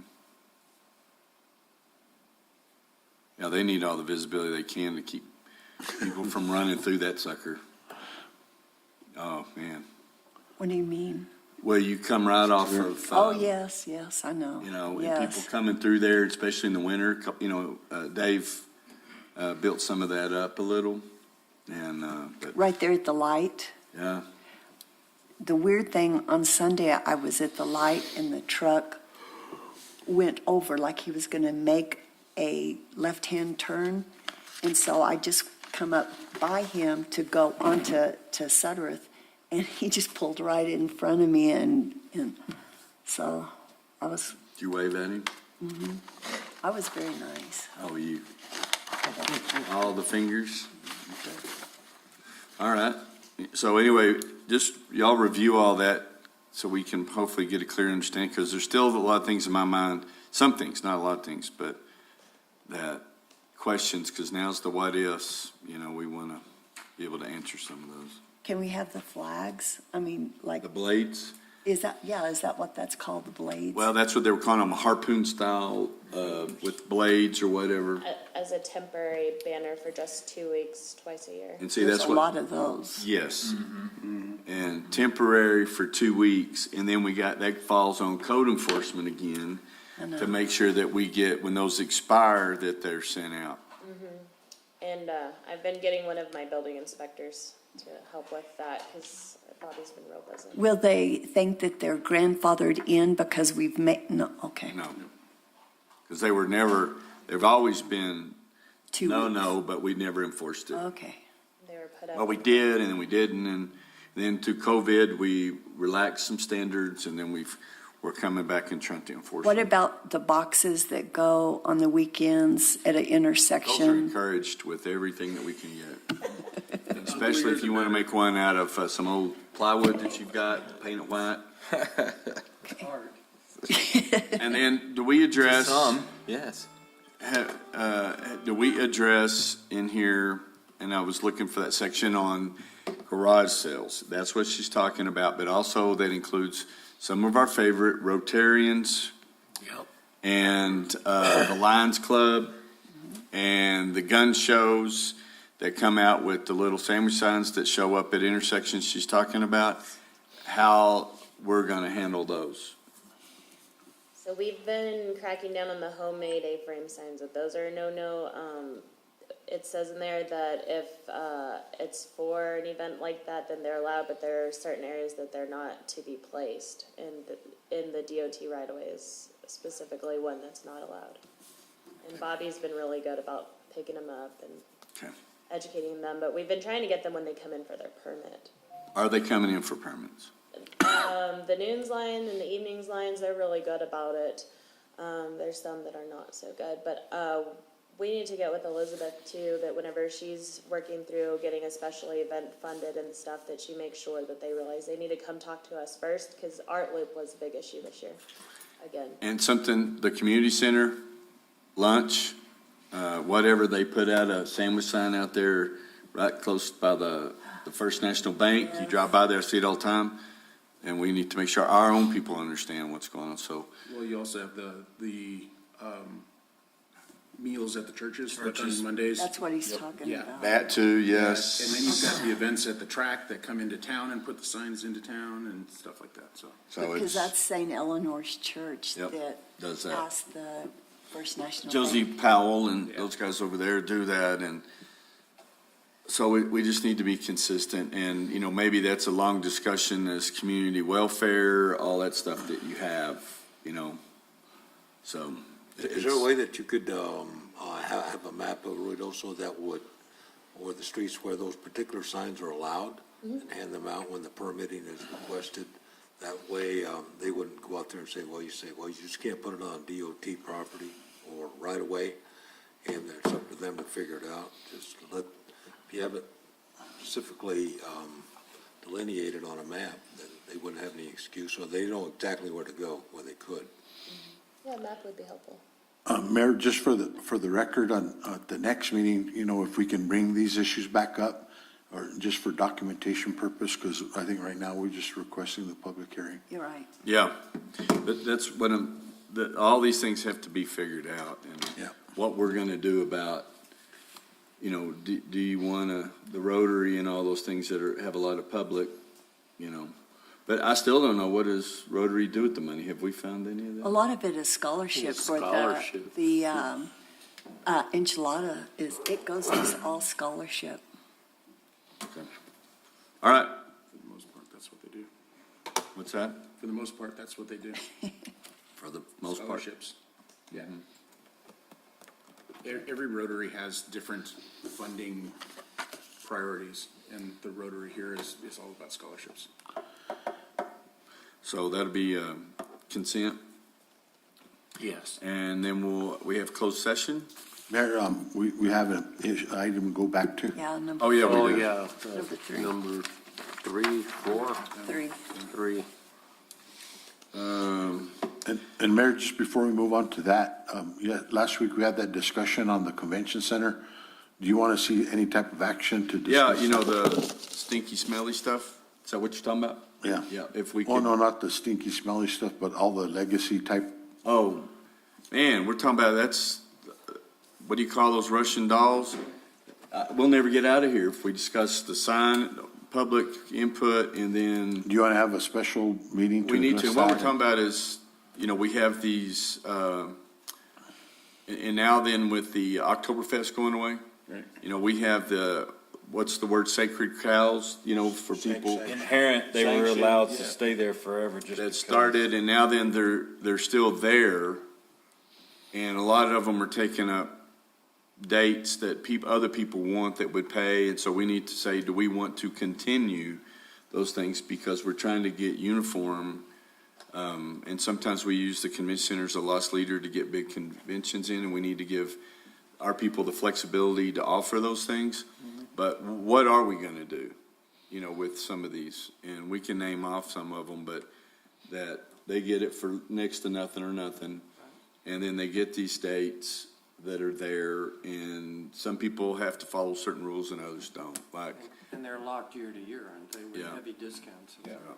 And some of them have lost, you know, like the motorcycle rally lost one of the dates because they hadn't done it consecutively. Utilized it. They were locking up the convention center, not utilizing it. And in their deal, they could do that, but then they sublease it, but it had to have some activity in there. Yeah. And they went a couple years and didn't have any. I don't like the subleasing part. Yeah, I don't either. So we just need to address those things, but it's gonna be a all-day deal, and then consider the implications that it has with different civic organizations, and, you know, how does that work overall?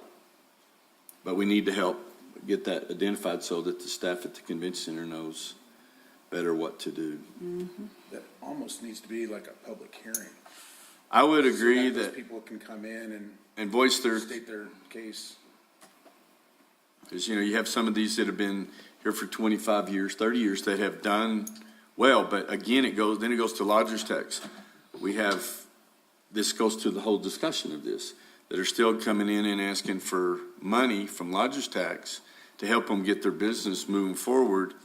And initially, that was set to help events get off the ground, to moving forward, not part as a permanent business plan for profit. And so, you know, an event that's been going on for 25, 30 years is still needing $5,000 for advertising. If it's there. And so, you know, is that where we need to spend our money? That's a question proposed.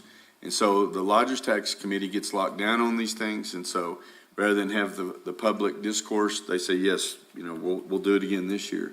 So as council, this is where you're gonna have to eat a tough one and figure out what are we gonna do. At least it isn't the dog park, so That's a sacred cow. it is a very sacred cow. So, but anyway, we need to have that discussion. So did you have something else? Yes, Mayor and Council, if I may, kind of explain the spreadsheet again, and it's more of an update, and, you know, as we issued the contract to White Sands for the $400 and some thousand for the site development, I just kind of want to give you an update as to where we're at. So if you could blow up that blue, like the blue section, a little bit more. Let's start on the top with sources of funds. This is all on the new development? Yes. For housing that hopefully we'll have something planted by the end of this month. Yes. So when we look at it, at the top, let's go to the top first, the top of the spreadsheet. Oh, I thought you wanted the blue. Mr. Mayor and Manager Dodge, if I could make a suggestion on these overheads, if you're going to use a dark color, then use white for your numbers, because when you put blue on black or black on blue, it's more like a, Still it's kinda, difficult to discern. Okay. Especially for some of us that are getting. You're age mature. deficient, Yeah, yes. mature blends in, yes. And then before we get out of here, we want to make sure, does everyone met Danielle, the emergency manager? Yes, we met her. Oh, you already met This her? morning. Oh, was I sick that day? No, you were. Just here. We were all here on time. Oh, I thought you were on YouTube. dig. I thought you were on Well, she was on YouTube, Okay. Yeah. but I didn't realize they were talking about this morning. Yeah. So, Some of us were dealing with illegal dumping. We had a meet and greet at scheduled at 7:30. Oh, I didn't There know. was cake and ice cream, you missed everything. So Mayor and Council, on this, the sources of funds, you know, the local funds that you all put into it was right at $1 million. The New Mexico Mortgage Finance Authority, that's actually $400,000. We haven't updated that. And we have that on public hearing for next week. MFA's 400, not 480? Yes, 400, Sam. Okay. And,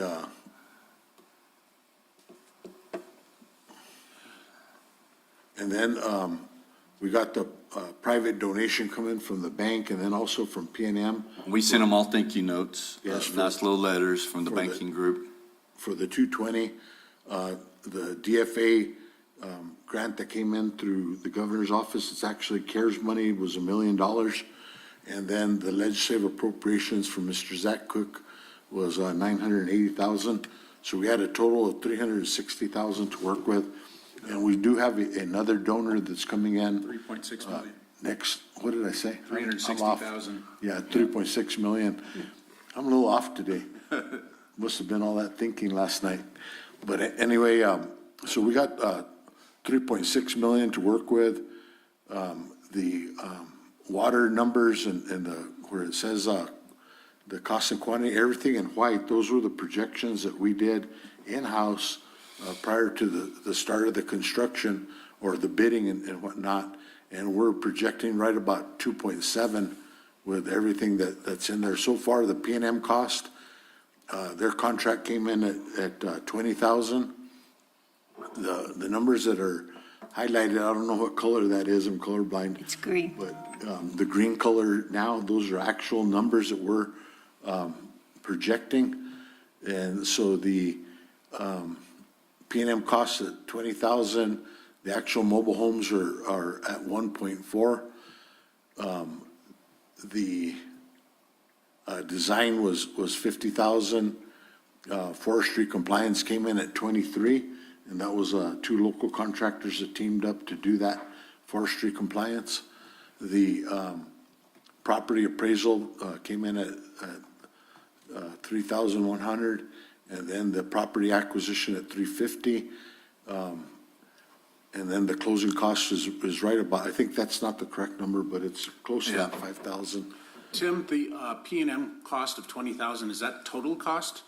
That's what they P&M's portion of the That's their project that donation, they're doing. okay. That's, tying in and the transformers and, different parts that they're, it's not their donation. The donation would be on the sources of funds. Right. But that's their hard cost for the equipment that they're providing and labor that they're providing. Okay, because I'm looking at how it was projected at 9,400 per unit and 170,000 Yeah, basically. and and that number, when we projected it, that's all the electrical. So when I get into the explanation on the materials, we've purchased all the materials for the project, including the electrical. The only thing that we didn't purchase is the actual light poles, and that's going to be in the contract for White Sands. So we purchased the materials, and then the contractors are doing the install. And the reason we handled it that way is so that if there was any lead time, we're able to actually order all the supplies prior to entering into a construction contract with the contractors to do the installation. And then we didn't have any markups on the material cost either. Have we reached out to the Postal Service regarding the mail distribution boxes, whether they can provide them or whether we're going to have to source and purchase those? I have not, and I'll follow up on that. I know that I said that I would last time, but it slipped my I mind. just hate to get to the point where we've got the properties in, ready to go, but no way to receive the mail. Yeah, and somebody remind me, Ron or Sam, remind me of that. I know that it was brought up and I haven't addressed that, so I apologize for that. But, so Adams purchased the pipe, the electric, the manholes, every single piece of equipment with the exception of the bedding for the pipe is the only thing that we haven't purchased as far as materials that are being supplied. And his expenditures were at $92,000. The contract that you all are moved to ratify for next week is White Sands, and that was $860,000. So the total expenditures to date were at $2,460,000. We've priced out the skirting on. Instead of going with the skirting, the vinyl skirting. We're going with the concrete block. Yeah, it's going to look good. Yeah, the committee that looked at it recommended the split-face concrete block.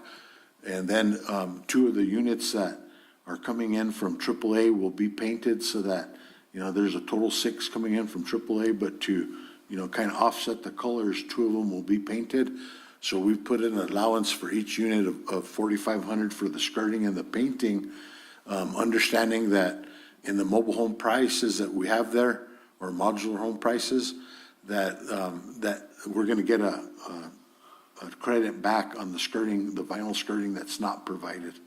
So that's right about $1,100 per unit. So we're giving an allowance right about $5,600 per unit for the block and for the painting of those 2 units.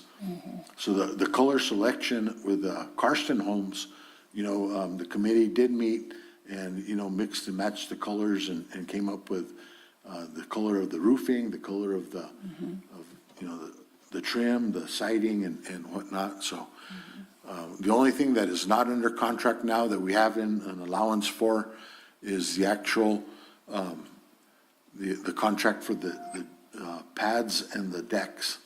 And, so we put in an allowance for each one of those ones and set aside $450,000 for all the 18 units. The 4 units that are going to be up against Meacham are going to be have to be leveled. Those ones are facing east-west, and that's where you have the biggest grade change from its 7-foot difference. So those lots are going to have to be leveled. That's where the majority of the dirt work is going to have to happen. So that's the only thing that's not under contract right now is the leveling of the lots and the pads.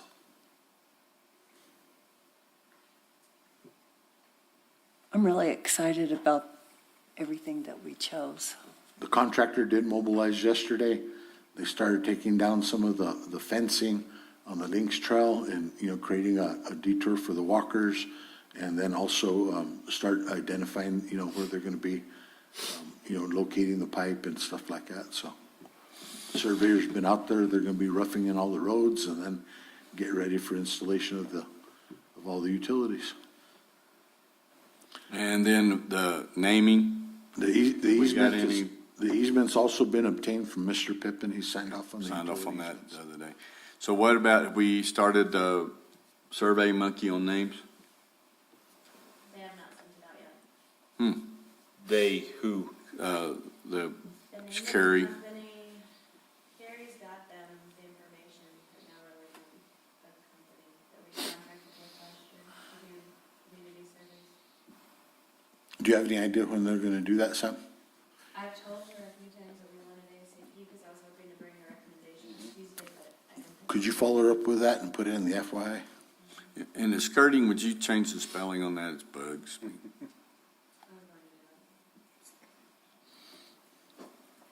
Thank you, Tim. Thanks. That was me. Yeah. Okay, anything else on that? That's when I ran in here for 10 minutes the other day.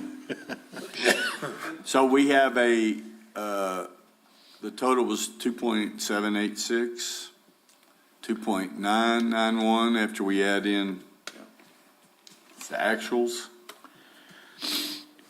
Yes, and when we went through the pricing, Mayor, one of the things that we didn't include was the testing and things like that. I think we didn't include that, and that was like an $81,000 figure. Testing for Actions and all those type of things, all the site work and stuff like that. And then there was another area that we had identified that White Sands had in theirs that we didn't account for. So, this is the first time that we did this type of a site development takeoff ourselves, but, with that, I don't think we're too far off compared to. And then they're gonna start first on the links, tying in. That's correct. And they're gonna redirect that trail over there. That should be happening right now, actually. Okay. That work already. Do you really think that we'll have everything down ready by the end of this? Their schedules by the end of this month. And the millings and all that stuff. Now, are we milling or are we putting, We're placing millings, and then at a later date, if we have funds available, we'll come back Crusher. and blacktop it. blacktop it? We're not doing, what do they call that, crusher fines. fines? So this is the millings. The crusher fines we're going to utilize for, or the base course for the bedding of the pipes. So we'll be purchasing that. It's not that expensive of an item. But then the millings that we're going to be pulling off of Paradise, we'll be taking over and using that. Once we get all the utility in, we'll use that as base course. And then at a future date, that'll be an all-weather road. But at a future date, we could come back and blacktop over that if we have the funds available. And it looks like we will have the funds available for One of that. the things that was asked was if we just put the millings down and we have a snow event, can it be plowed? Yes. Would we would, We would compact them. no, would we be responsible for the plowing Well, we are everywhere. on that? It's our property. But I mean, it's just like all the other parts of town. They compact pretty good.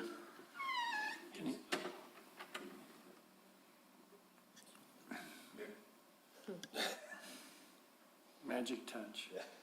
Mayor, they do compact pretty good, and even if, we do go plow through there and, it pushes some to the side or something like that, we can always go back and just re-blade it off, and we'll have a blade in there. That'll be one of the blade routes. Okay. Use that one. And if we got the final contract with Berkshire on Yes. rules and regs and are dogs allowed and Not for this property. We're waiting for the pricing to finalize. Once we finalize the pricing, then we'll proceed forward with that contract. We do have the contract in place for the 603 property. And is all the electrical underground for this project? Yes, and Windstream has also been contacted to try to get their, infrastructure placed in the ground before we cover it up so that they can use the same trench. And then as those units are set, are the wheels removed, or how does that work exactly? I'm sorry, I didn't. As those units are set, are the wheels removed, or how does that? Yes. Okay.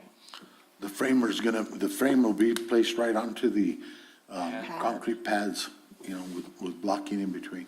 Gotcha. All right. Line 30 up there, Adams Pipe, what is ELE? Electric. Oh, electric, okay. Mayor, Counselor, we actually purchased the conduits for the main electrical and the conduit for the street lighting. Probably saved a pretty penny doing it ourselves, purchasing. I'm excited. Yep, be nice, get moving on it. And we've already contracted with the painters to paint? No, Nope. there's just 2 units that will be painted, and we'll contract a local painter for that, if we can find one. All right, exciting. We have 3 colors, 3 different colors, and we tried to put them to where 2 colors aren't together. So I think it's Pastels, earth tones, more earthy, neon. but I think they're really nice looking. I think you're gonna like it. Cool, I'm excited. Real classy. And if we don't? Tough. Samantha has a whole like a spreadsheet with the colors and whatnot, she can send that out to you all. Okay, so now we have closed session? Mayor Crawford, on this item here, did we want regular or consent? Number 3. On number 3, Regular. Regular. Okay. Thank you. There's a lot of people watching. A lot of people are like, when's it in? When can I move in? so we have a closed session? Yes, Mayor.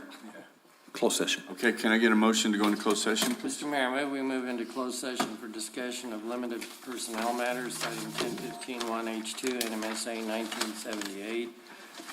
Discussion subject to the attorney-client privilege pertaining to threatened or pending litigation in which the Village of Ruidoso is or may become a participant, citing 1015-1H7 NMSA 1978, and discussion of the purchase, acquisition, and/or disposal of real property and/or water rights by the Village of Ruidoso, citing 1015-1H8 NMSA 1978. Any action taken as a result of the closed session will be brought out into open session, and I so move. Second.